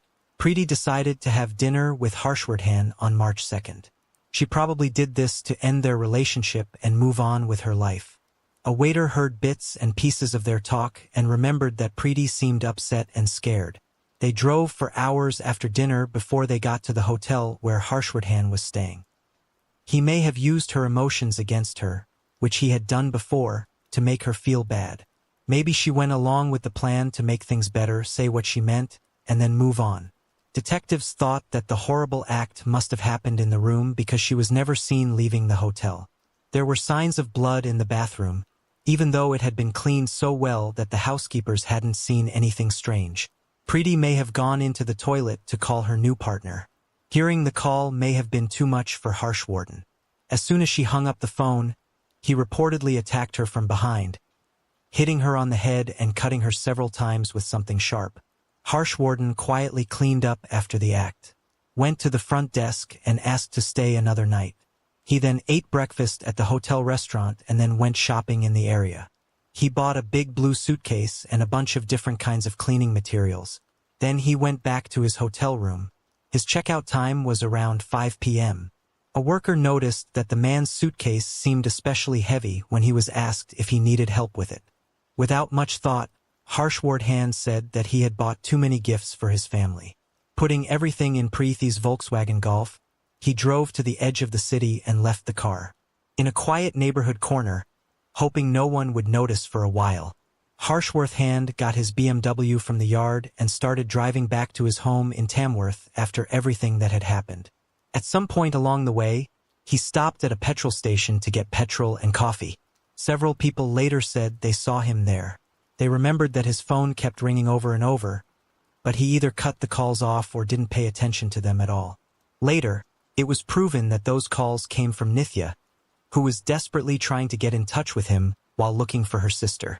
Harshwarden probably thought he had committed the perfect crime, covering his tracks so well that police would not be able to connect him to anything. He was sure that they would not be able to prove it, even if they did. What he hadn't thought about was that almost every place he and Preety had gone that day had surveillance cams. Those tapes would soon show what was really going on.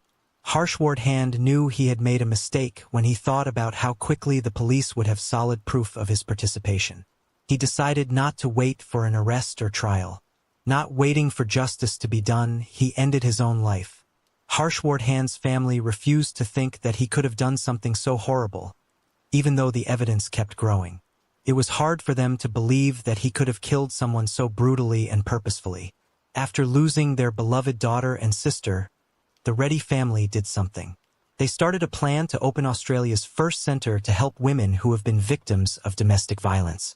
Along with mental support, the centre would offer safe housing, legal advice, and other help to people who are trying to get away from abuse or controlling relationships. Not only did the Reddy family give money to the project, they also spoke out about it. They made sure that people in need knew there was a place to turn to for safety and healing by getting the word out and using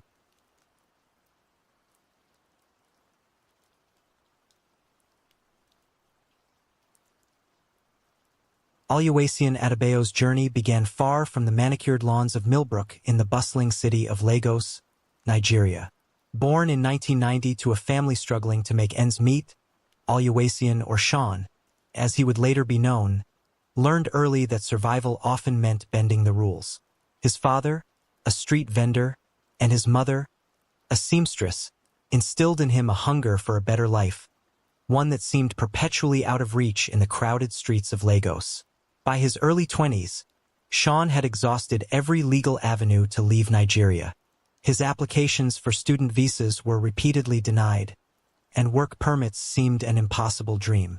It was during this time of frustration that Sean fell in with a group of young men who specialized in what they euphemistically called alternative immigration strategies. Sean's first attempt in 2018 ended in failure when his tourist visa application was denied. Undeterred, he spent the next 2 years building a more convincing cover story. He created a fake business, fabricated bank statements, and even paid for a sham sponsor in the U.S. In 2020, his persistence paid off. He was granted a 6-month tourist visa. Arriving in New York with nothing but a small suitcase and big dreams, Sean quickly realized that his fantasy of America clashed harshly with reality. The city was unforgiving, the people cold, and opportunities for an illegal immigrant were scarce. He bounced from one menial job to another, always looking over his shoulder, fearful of deportation. It was during this time that Sean refined his strategy. He observed that older, lonely women were often more susceptible to his charms and less likely to scrutinize his background too closely. He practiced his seduction techniques in bars and community centers, each encounter a rehearsal for the performance of a lifetime. With a mixture of desperation and determination, Sean boarded a bus to California in the summer of 2022. He arrived in Millbrook with a singular goal: to find a woman he could marry quickly, secure his green card, and then discard. Little did he know that in pursuing this cold-hearted plan, he would set in motion a chain of events that would lead to tragedy.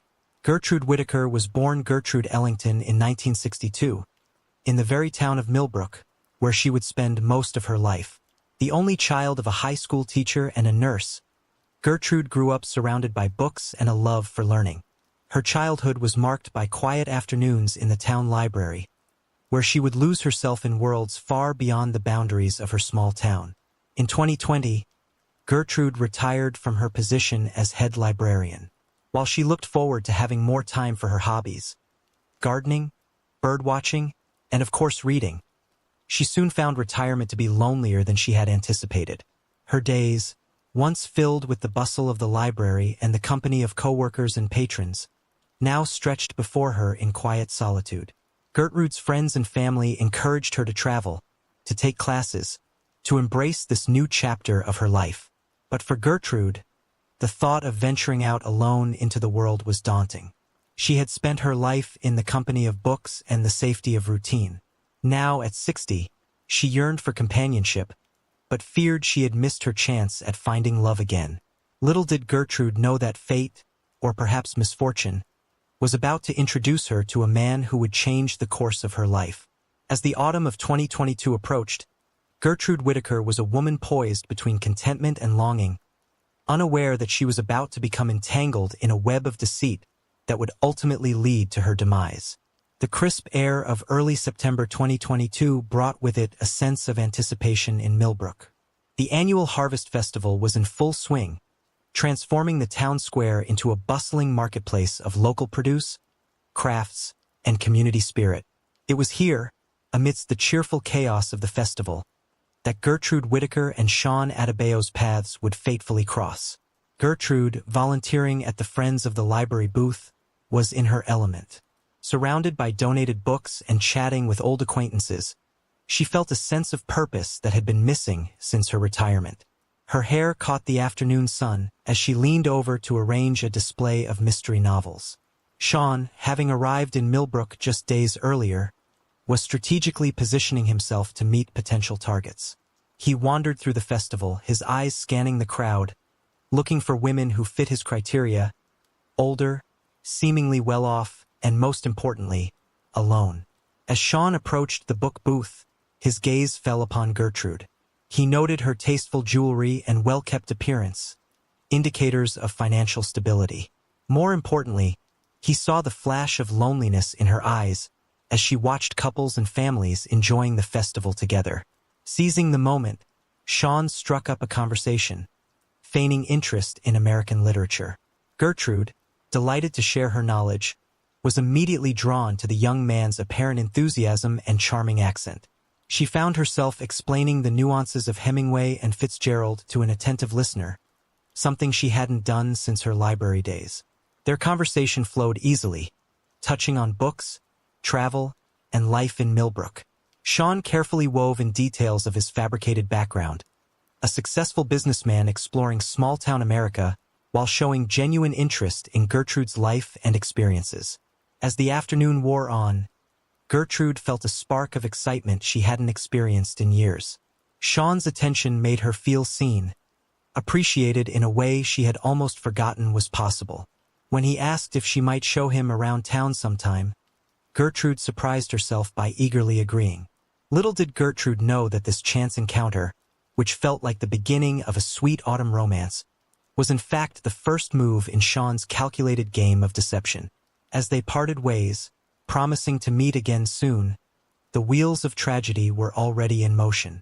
In the weeks following their meeting at the Harvest Festival, Sean orchestrated a whirlwind romance that left Gertrude breathless and the town of Millbrook buzzing with gossip. He approached the courtship with the precision of a master strategist, each move carefully planned to win Gertrude's heart and the community's approval.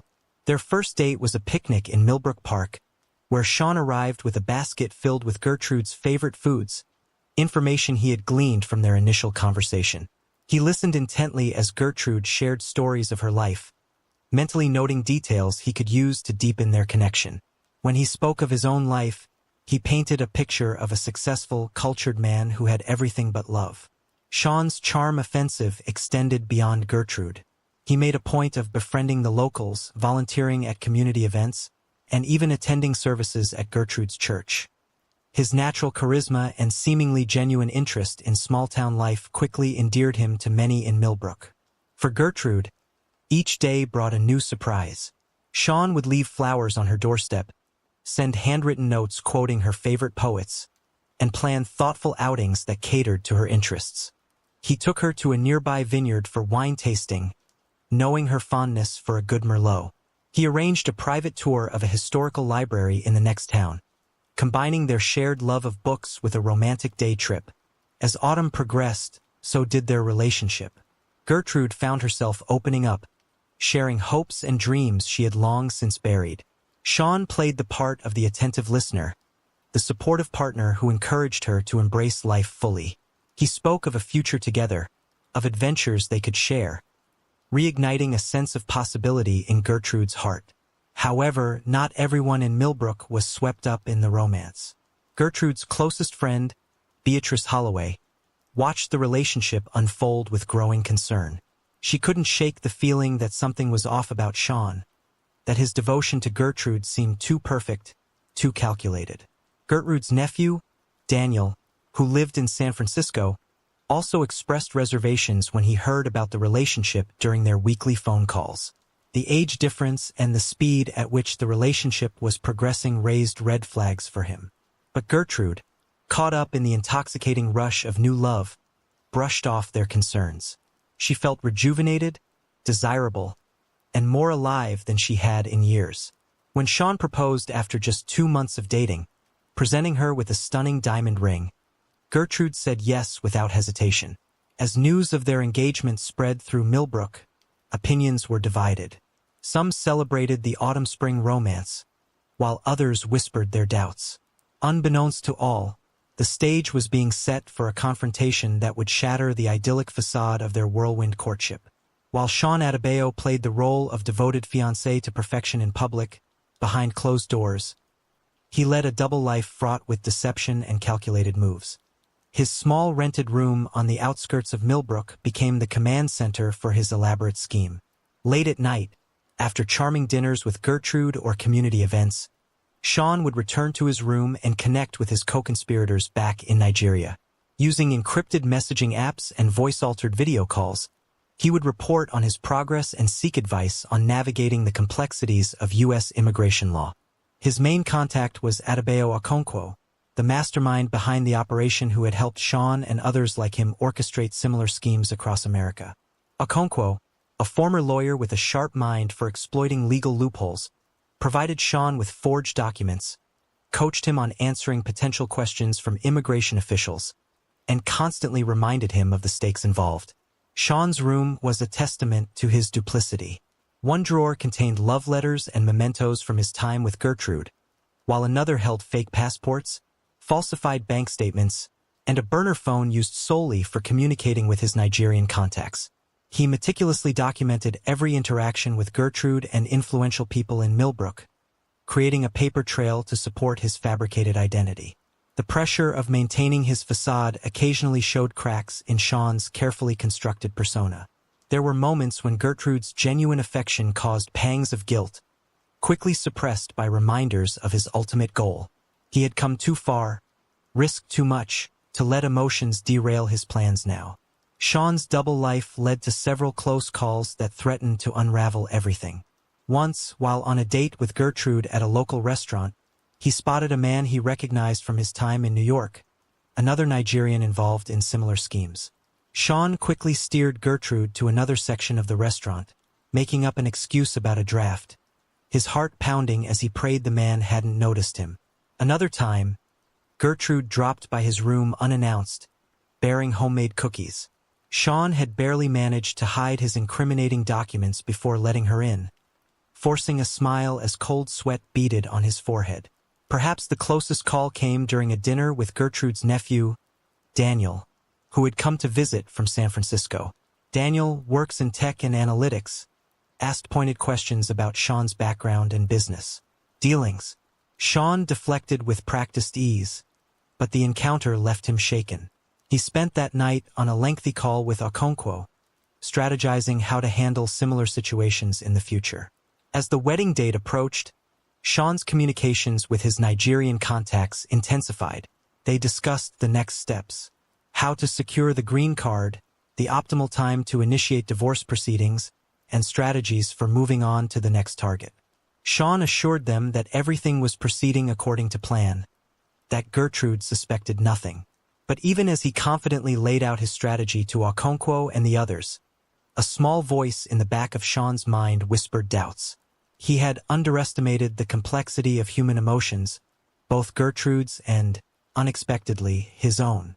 As he ended the call and stared at his reflection in the darkened window, Sean wondered if he was truly prepared for the final act of his deception.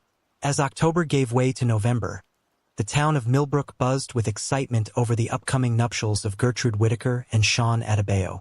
The couple had decided on a quick wedding, citing their desire to start their new life together as soon as possible.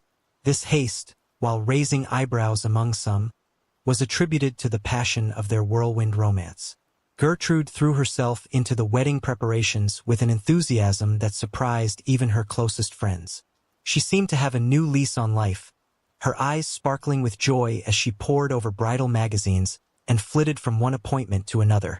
She chose an elegant, age-appropriate gown in soft ivory and spent hours at the local florist selecting the perfect autumn-themed bouquet. Sean, for his part, played the role of the eager groom-to-be with Oscar-worthy precision. He accompanied Gertrude to cake tastings, offered opinions on color schemes, and charmed the various vendors with his wit and seeming devotion to his bride. Privately, however, each decision was calculated to speed up the process and minimize scrutiny. The couple decided to hold the ceremony at Millbrook's historic Elm Street Chapel, with a reception to follow at the town's quaint Rosewood Inn. Gertrude was touched when Sean suggested they make a donation to the local library in lieu of a gift registry. Not realizing this was Sean's way of further ingratiating himself with the community. As the wedding day drew nearer, Gertrude's excitement was tinged with moments of anxiety. She confided in her friend Beatrice about fleeting doubts. Was she being foolish to marry so quickly? Was the age difference too great? But each time she would shake off these concerns, choosing to focus on the happiness Sean had brought into her life. Sean, meanwhile, felt the pressure mounting. He made secret phone calls to Okonkwo, finalizing details of what would happen after the wedding. He began to prepare for the next phase, presenting himself as the devoted husband to immigration authorities. Every night, he rehearsed his answers to potential questions, determined not to let anything slip. Just days before the wedding, Gertrude's nephew Daniel arrived in town. His presence made Sean noticeably tense, though he hid it well beneath his usual charm. Daniel's probing questions and skeptical glances were a constant reminder of the precariousness of Sean's position. As the final arrangements fell into place, a sense of inevitability settled over Millbrook. The stage was set for a joyous union, but fate, and Sean's web of lies, had other plans. The countdown to the wedding became a ticking time bomb, its detonation set to shatter the autumn calm of this unsuspecting town. The day before the wedding dawned crisp and clear, the kind of perfect autumn morning that seemed to promise new beginnings. Gertrude woke early, her mind already racing with last-minute details and excited anticipation. As she went about her morning routine, she hummed softly to herself, pausing occasionally to admire her engagement ring in the soft morning light. It was during one of these moments, as she was straightening up her bedroom, that fate intervened. Gertrude noticed Sean's jacket draped over a chair. He had left it behind the previous evening after a final meeting with the wedding planner. Always the neat organizer, she picked it up to hang it properly. As she lifted the jacket, a small, folded piece of paper fluttered to the floor. Gertrude bent to retrieve it, assuming it was a receipt or perhaps a note related to the wedding. But as her eyes scanned the unfolded paper, her world tilted on its axis. The document was a printed email, its contents a cryptic mix of instructions and codes. Phrases like "target secured" and "proceed with extraction post-ceremony" jumped out at her. There were mentions of money transfers, fake documents, and most disturbingly, a timeline for dissolving the union. Gertrude's hands trembled as she read and reread the email. Her mind, sharp from years of analyzing literature, quickly began to piece together the horrifying truth. The man she thought she knew, the man she was set to marry in less than 24 hours, was not who he claimed to be. In a daze, Gertrude made her way to her home office. With shaking fingers, she typed Sean's name into a search engine, this time digging deeper than she ever had before. She found nothing about his supposed business successes, no trace of the life he had described to her. Instead, she uncovered warnings about marriage fraud schemes targeting older women in small towns. As the morning wore on, Gertrude's shock gave way to a myriad of emotions: betrayal, anger, humiliation, and a deep, aching sadness. She thought of all the moments they had shared, the dreams they had discussed, now tainted by the poison of deception. She considered calling Beatrice or her nephew Daniel, but pride held her back. How could she admit that they had been right to be suspicious? How could she face the pity and the "I told you so" comments that would surely follow? As the grandfather clock in her living room chimed noon, Gertrude made a decision. She would confront Sean herself. She needed to hear the truth from his lips, to understand why he had targeted her, to know if any part of their relationship had been real. With a resolve born of anger and heartbreak, Gertrude composed herself and picked up her phone. Her voice steady despite her inner turmoil, she left a message asking Sean to come over immediately. She said she had an urgent question about the wedding, knowing he wouldn't suspect the storm that was about to break. As she waited for Sean to arrive, Gertrude stood by her living room window, watching the autumn leaves dance in the breeze. She felt as if she were standing on the edge of a precipice, about to plunge into an unknown abyss. Little did she know that this confrontation would lead to consequences far more tragic than a broken heart and shattered dreams. The sound of tires on gravel announced Sean's arrival. Gertrude watched from the window as he bounded up the front steps, a bouquet of her favorite flowers in hand. His smile, once charming, now seemed sinister to her newly opened eyes. She steeled herself for the confrontation to come. Sean arrived home bearing a surprise, calling out cheerfully for Gertrude. When she emerged from the living room, her carefully controlled expression made his smile fade. He asked about her urgent phone call, but instead of answering, she questioned his true identity. Confused, Sean tried to reassure her, but Gertrude confronted him with a damning email she'd discovered. The color drained from his face as she exposed his deception. He had targeted her for a green card marriage, reporting his progress to accomplices. Sean's charm gave way to desperate pleading. He claimed that while it had started as a scheme, his feelings had become genuine. Gertrude responded with bitter laughter, asking if his love had been real while he planned to divorce her after getting his green card. His desperation turned to anger as he defended his actions, speaking of survival and having nothing. But Gertrude, now crying, rejected his justifications. When she ordered him to leave, panic crept into his voice. He grabbed her arm, begging her to reconsider, while she struggled to pull away, her fear mounting alongside her anger.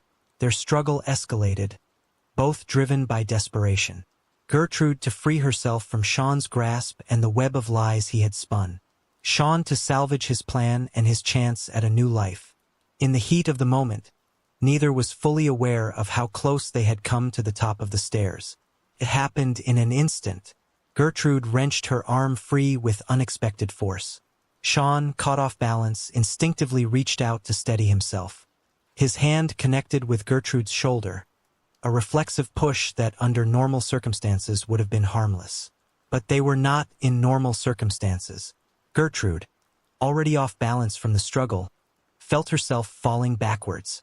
Time seemed to slow as she teetered at the top of the stairs, her eyes locking with Sean's in a moment of shared horror before gravity took hold.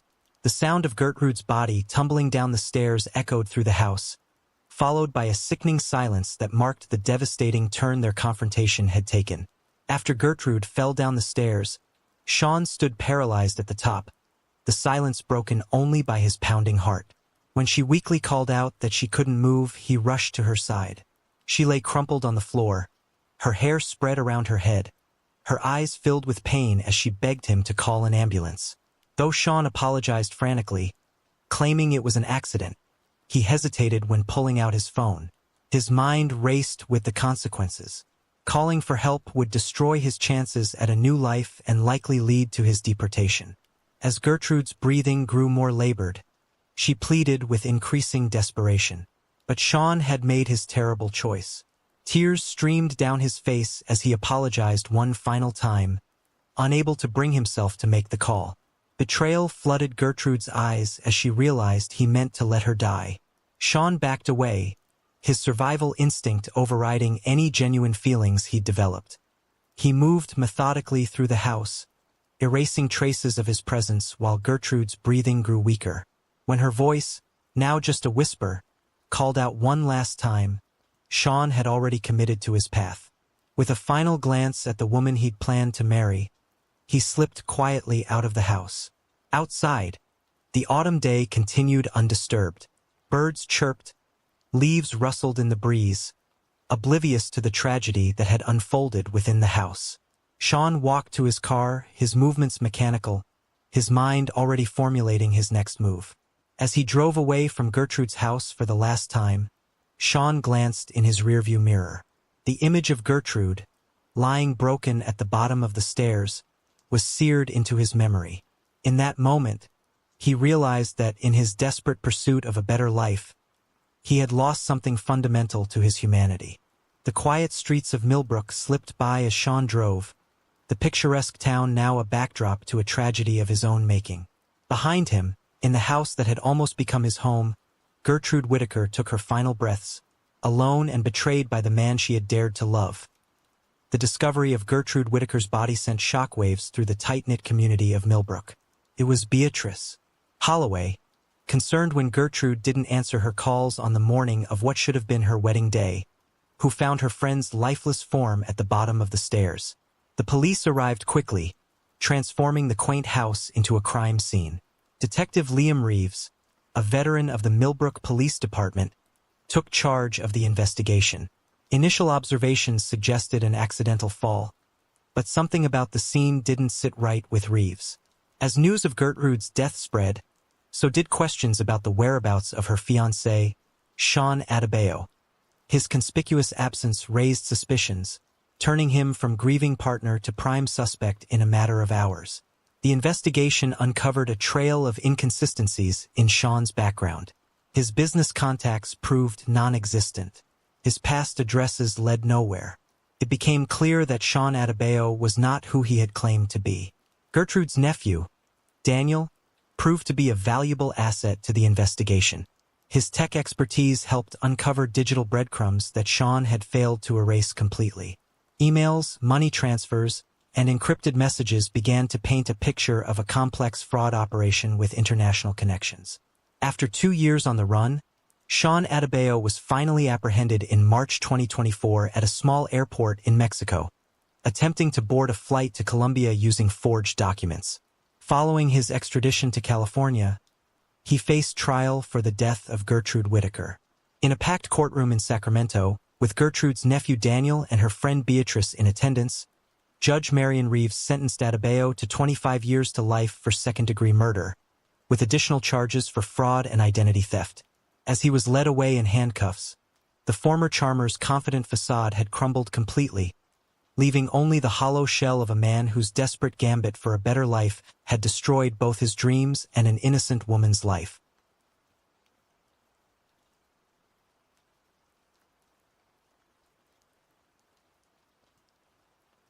At the center of this harrowing tale were Ryan and Camilla Watson, a couple whose outward appearance of marital bliss masked a relationship teetering on the brink of collapse. Ryan, a 35-year-old insurance salesman with a receding hairline and a desperate gleam in his eyes, had watched helplessly as the passion in his marriage flickered and died over the course of 7 increasingly bitter years. Camilla, 32, taught 3rd grade at Millbrook Elementary. With her warm smile and patient demeanor, she was beloved by her students and respected by their parents. But behind closed doors, her bright exterior dimmed, suffocated by the weight of a loveless marriage.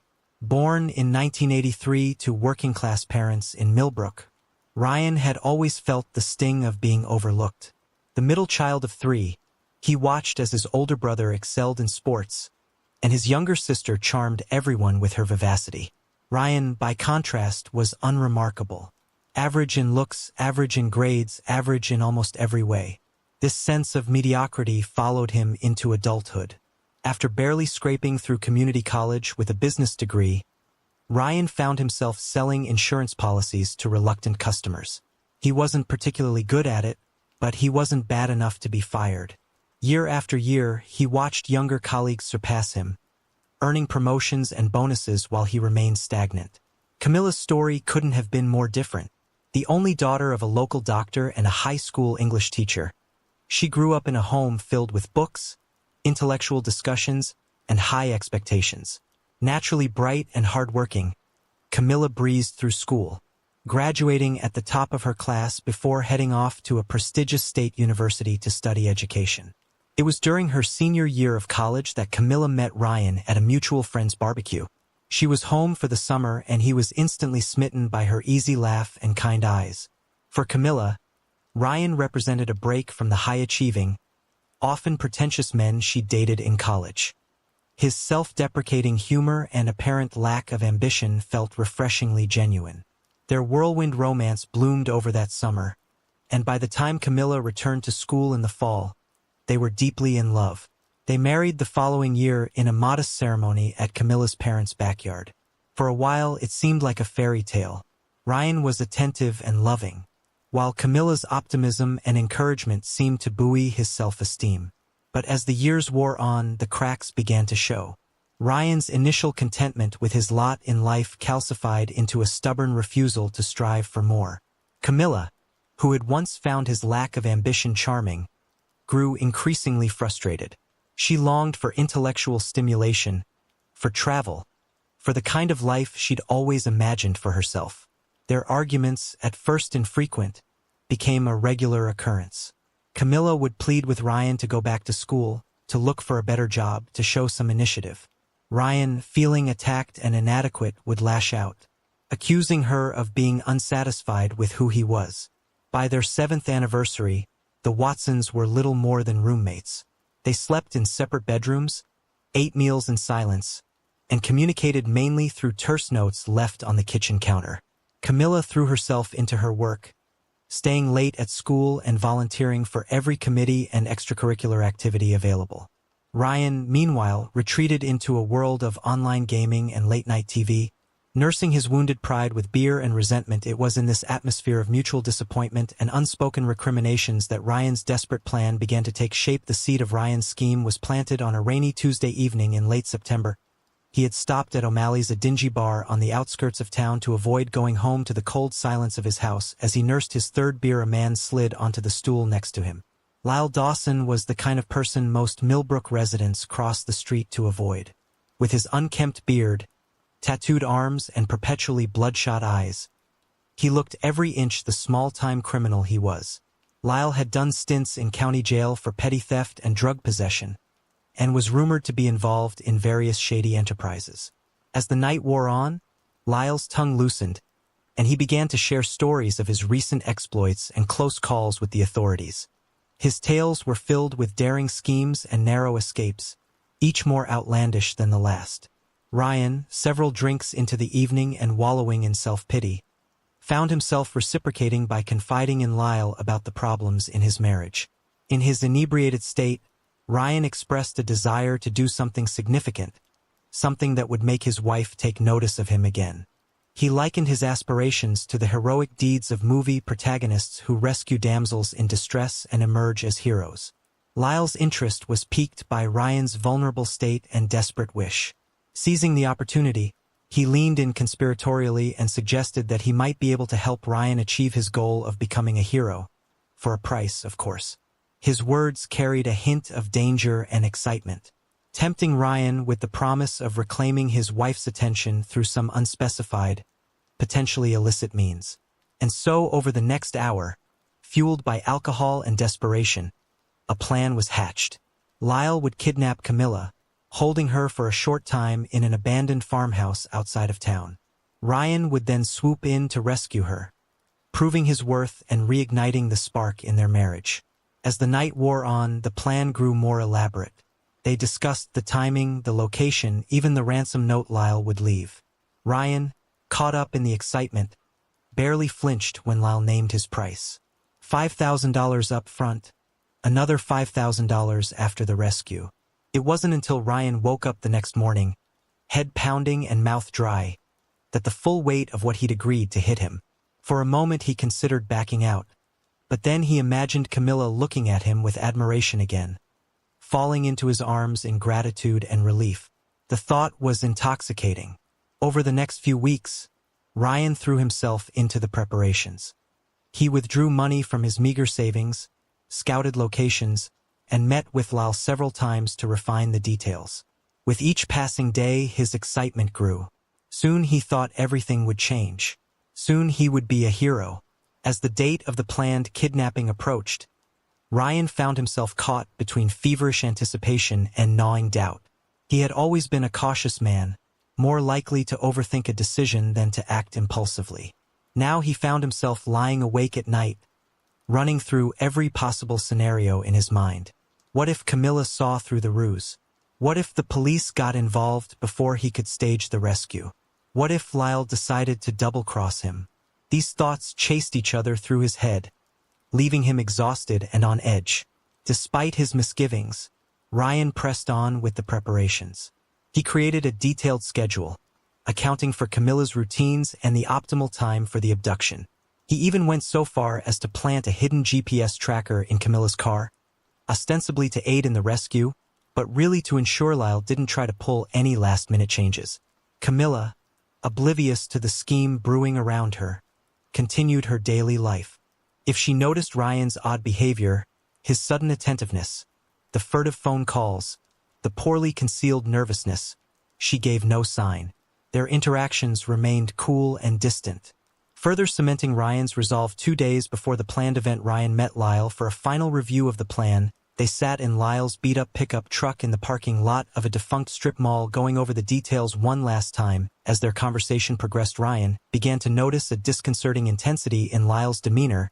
There was an unsettling eagerness in his eyes, an overinvestment in the scheme that made Ryan uneasy. When Ryan cautiously suggested scaling back some of the more extreme aspects of the plan, Lyle reacted with irritation. Lyle insisted on the necessity of maintaining the illusion of genuine danger. He argued that for the plan to be effective, Ryan's wife needed to believe she was truly at risk. His words carried a threatening undertone that made Ryan increasingly uncomfortable. Despite his growing reservations, Ryan found himself nodding in reluctant agreement. He felt trapped by the momentum of their scheme, unable to extricate himself from the situation he had helped create. As he watched Lyle's vehicle disappear into the night, Ryan was struck by a foreboding sense that he had set in motion events beyond his control, leaving him to grapple with the potential consequences of their ill-conceived plan. October 15th dawned crisp and clear, the kind of perfect autumn day that usually filled Ryan with a sense of contentment. Today, however, he felt nothing but a turning mix of anxiety and anticipation.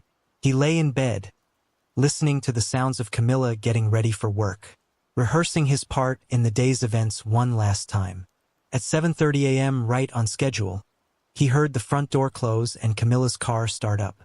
Ryan waited a few minutes, then got up and dressed quickly. He had taken the day off work, telling his boss he had a stomach bug. Now he settled in to wait for Lyle's call. Across town, Camilla arrived at Millbrook Elementary, greeting her colleagues with her usual warm smile. If anyone had been paying close attention, they might have noticed the slight strain around her eyes, the way her smile didn't quite reach them. But in the bustle of the school morning, such subtleties went unnoticed. The morning passed uneventfully. Camilla taught her lessons, helped a student with a scraped knee during recess, and ate lunch with a few other teachers in the staff room. As the final bell rang at 3:15 p.m., she gathered her things and headed to her car, her mind already on the pile of essays she needed to grade that evening. It happened so fast that she barely had time to register what was going on. One moment she was fumbling for her keys. The next a rough hand was clamped over her mouth, and she was being shoved into the back of a van. The vehicle peeled out of the parking lot, tires screeching. The scene unfolded with Lyle, disguised in a ski mask and gloves, forcefully commanding Camilla to remain low and silent. His voice was deliberately altered, harsh and unfamiliar. Camilla, overwhelmed by fear, could do nothing but obey, her body trembling uncontrollably as the van raced through Millbrook streets. Simultaneously, Ryan was pacing anxiously in his living room, gripping his phone tightly. At precisely 3:45 p.m., Lyle's call came through as planned. He tersely informed Ryan that everything was in place, instructing him to prepare for his role in their scheme. With shaking hands, Ryan dialed 911. Despite having practiced this moment repeatedly, he found himself faltering as he spoke to the dispatcher. His voice quavered as he reported his wife's supposed kidnapping and the alleged ransom note, pleading desperately for assistance. The narrative captures the tension and anxiety of the unfolding events, portraying Lyle's menacing demeanor, Camilla's genuine terror, and Ryan's nervous performance as he sets their plan in motion. The next few hours passed in a blur. Police officers swarmed the Watson house, asking questions, taking notes, setting up a command center in the living room. Ryan played his part to perfection, alternating between frantic concern and stunned disbelief. He handed over the fake ransom note Lyle had prepared, watched as it was bagged for evidence, and answered the detective's questions with just the right mix of cooperation and distress. As night fell, Ryan excused himself and slipped out to the backyard, ostensibly for some air. In reality, he was checking the GPS tracker he'd planted on Camilla's car. According to the app on his phone, the car was parked at an abandoned farmhouse about 15 miles outside of town, exactly where it was supposed to be. Ryan allowed himself a small smile. Everything was going according to plan. In a few hours, he would make his move, staging a daring rescue that would cement his place as Camilla's hero. He could almost see it now, the gratitude in her eyes, the renewed passion in their relationship. Everything would be perfect. But as he stood there in the darkness, a cool breeze rustling the leaves around him, Ryan couldn't quite shake a nagging feeling of unease. Something about the situation felt off, though he couldn't put his finger on what. Shaking his head to clear it, he took a deep breath and headed back inside. It was almost time for his grand performance. As news of Camilla Watson's abduction spread through Millbrook, the sleepy town transformed into a hive of activity. Police cars patrolled the streets, their lights cutting through the gathering darkness. Volunteers gathered at the community center, ready to form search parties. Inside the house, Detective Fiona Reeves took charge of the investigation. A seasoned officer with 20 years of experience. Reeves had seen her fair share of crimes, but kidnappings were rare in this part of the country. She studied Ryan Watson carefully as he recounted the events of the day for what seemed like the 100th time. The scene depicted Ryan's performance as the distraught husband, his voice breaking with apparent emotion as he expressed disbelief at the situation. He emphasized Camilla's kind nature, questioning who could possibly want to harm her. Detective Reeves responded with professional composure, her tone a balance of gentleness and authority. She pressed Ryan for details, inquiring about any recent threats or suspicious communications Camilla might have received. Ryan maintained his facade of confusion, denying any such occurrences. However, he inadvertently hinted at some underlying issues in their life, quickly attempting to backtrack when he realized his mistake. The detective's interest was piqued by this slip. She probed further, asking Ryan to elaborate on his comment about things not being normal. Momentarily thrown off script, Ryan scrambled to cover his error. He hastily attributed his remark to common stressors like work and financial pressures, trying to downplay any significance. While Reeves outwardly accepted this explanation, she mentally flagged it for further investigation. Her experience told her that kidnappings were rarely random events, and she suspected there was more to the Watson story than Ryan was revealing. She resolved to delve deeper into their personal circumstances, knowing that the key to solving such cases often lay in uncovering hidden connections and motivations. As the night wore on, the investigation expanded. Officers were dispatched to canvass the neighborhood around Millbrook Elementary. Security camera footage was collected from nearby businesses. Camilla's colleagues and friends were interviewed, building a picture of her last known movements. Through it all, Ryan maintained his facade of the distraught husband. He paced, he fretted, he made impassioned pleas to the cameras outside. But beneath the act, a current of excitement ran through him. Soon he thought it would be time for the rescue. Soon he would be the hero. What Ryan didn't realize was that with each passing hour, with each statement and plea, he was weaving a web of lies that would soon begin to tangle around him. As Detective Reeves and her team dug deeper, inconsistencies began to emerge, small at first, but growing larger with each new piece of information. The stage was set for a dramatic unraveling of Ryan's carefully constructed plan. As the clock ticked past midnight, the situation at the abandoned farmhouse was spiraling out of control. Lyle Dawson, fueled by a toxic mixture of adrenaline and methamphetamine, was becoming increasingly erratic. The fake kidnapping, which was supposed to be a straightforward job, had awakened something dark within him. Camilla, bound to a chair in what had once been the farmhouse's kitchen, watched her captor with growing terror. The man before her bore little resemblance to the cool professional criminal she had imagined. Instead, Lyle paced the room like a caged animal, muttering to himself, and occasionally lashing out at imaginary threats. The scene opened with Camilla, her voice raw from fear and thirst, pleading with her captor to release her. She desperately promised to keep silent about the ordeal. Lyle reacted violently to her words, turning on her with a frenzied look in his eyes. He aggressively silenced her, his face uncomfortably close as he hinted at larger motives behind the kidnapping. Confused and terrified, Camilla pressed for more information. Lyle, caught between caution and a desire to boast, eventually gave in to the latter. He launched into a manic explanation, revealing that the kidnapping was initially orchestrated by Ryan in a misguided attempt to play the hero and salvage their relationship. Camilla was stunned by this revelation. The idea that Ryan could be behind her ordeal seemed unthinkable, yet a part of her recognized the desperate logic that might have driven him to such an extreme act. However, Lyle wasn't done with his confessions. His eyes glinting dangerously, he unveiled his own scheme. He had decided to double-cross Ryan, seeing an opportunity for a much bigger payday. Aware of Camilla's father's profession and likely wealth, Lyle planned to extort a substantial ransom from him instead. This turn of events left Camilla reeling, trapped between the betrayal of her husband's actions and the escalating danger of Lyle's greed-driven plot.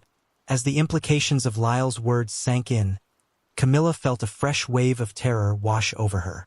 This wasn't a controlled situation anymore.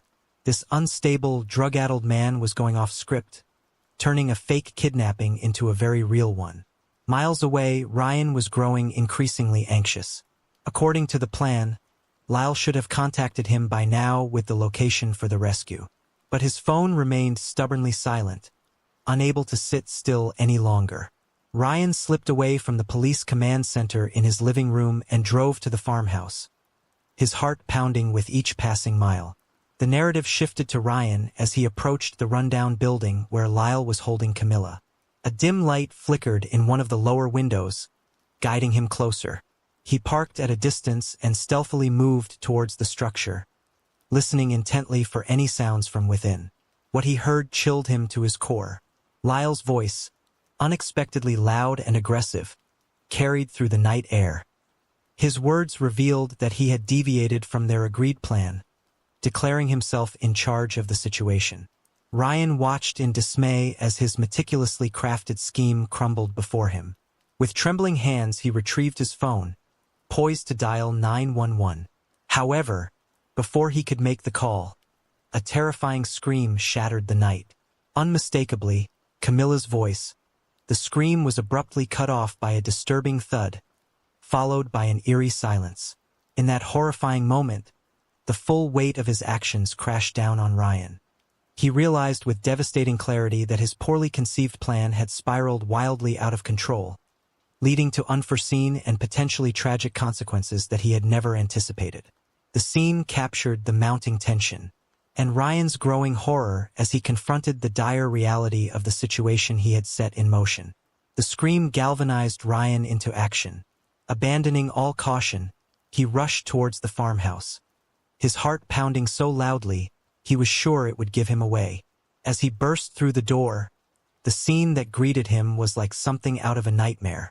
Camilla lay crumpled on the floor, a thin trickle of blood running from her temple. Lyle stood over her, a broken chair leg clutched in his trembling hands.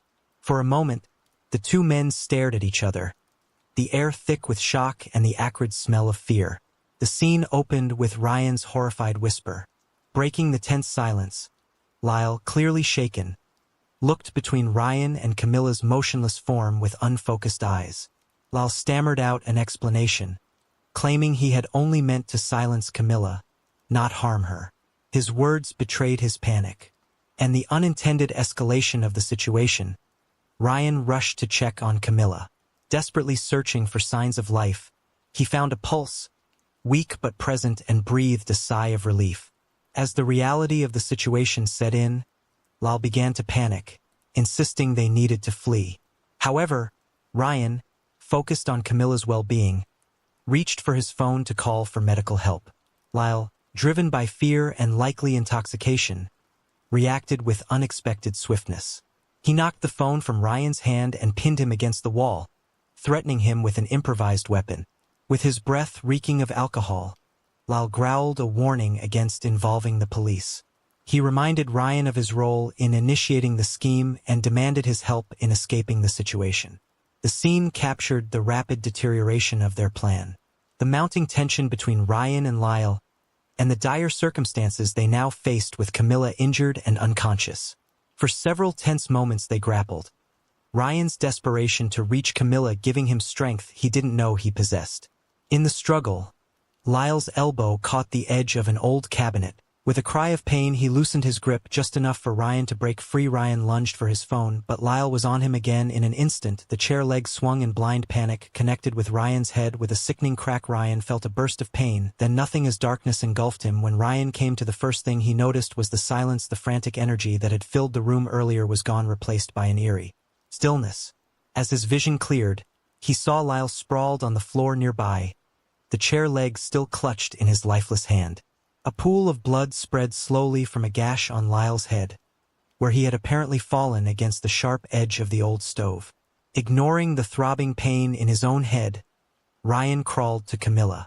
To his immense relief, her breathing seemed stronger now, though she remained unconscious. With trembling hands, he finally managed to call 911. His voice breaking as he tried to explain a situation he himself could hardly believe.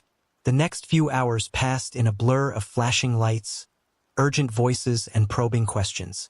Paramedics stabilized Camilla and rushed her to the hospital. Police swarmed the old farmhouse, cordoning it off as a crime scene. And Ryan found himself trying to piece together a story that would make sense of the chaos. A story that wouldn't implicate him in the disastrous events of the night. But as Detective Reeves listened to Ryan's stammering explanation, her eyes narrowed with suspicion. The pieces weren't fitting together, and she could sense the fear and desperation rolling off the man in waves. As the first light of dawn broke over the horizon, Reeves knew that this was far from over. The truth, whatever it might be, was yet to come to light, and she was determined to uncover it, no matter where it led. In the days that followed, the facade Ryan had so carefully constructed began to crumble.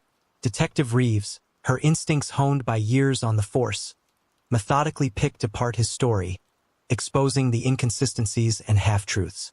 The GPS tracker in Camilla's car was the first domino to fall.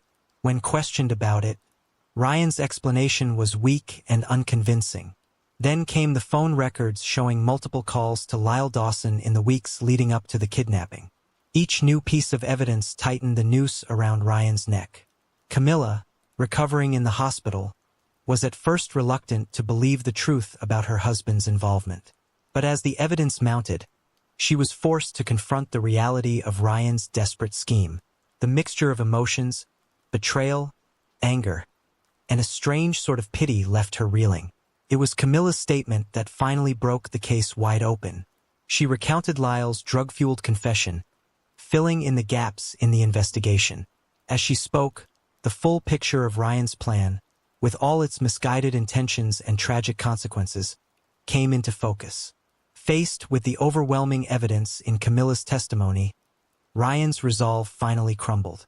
In a tear-filled confession to Detective Reeves, he laid out the entire ill-fated plan, from its inception in a dingy bar to its violent conclusion in the abandoned farmhouse. "I just wanted her to love me again," Ryan said, his voice barely above a whisper. "I never meant for anyone to get hurt, but good intentions," Detective Reeves knew, were no defense against the law. As she placed Ryan under arrest, reading him his rights in the antiseptic corridors of the hospital, she couldn't help but feel a twinge of sadness. What had begun as a misguided attempt to save a marriage had ended in death and destruction, forever altering the lives of everyone involved. Inside the courtroom, the prosecution painted a damning picture of Ryan's actions. The premeditation, the elaborate planning, the reckless disregard for his wife's well-being, all of it. Ryan Watson was found guilty on all counts, including kidnapping, conspiracy, and involuntary manslaughter for Lyle Dawson's death.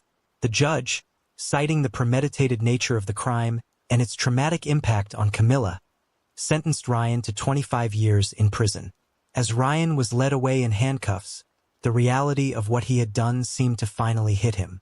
The man who had once dreamed of being a hero now faced a future as a convicted felon, his desperate gamble having cost him everything he had hoped to save.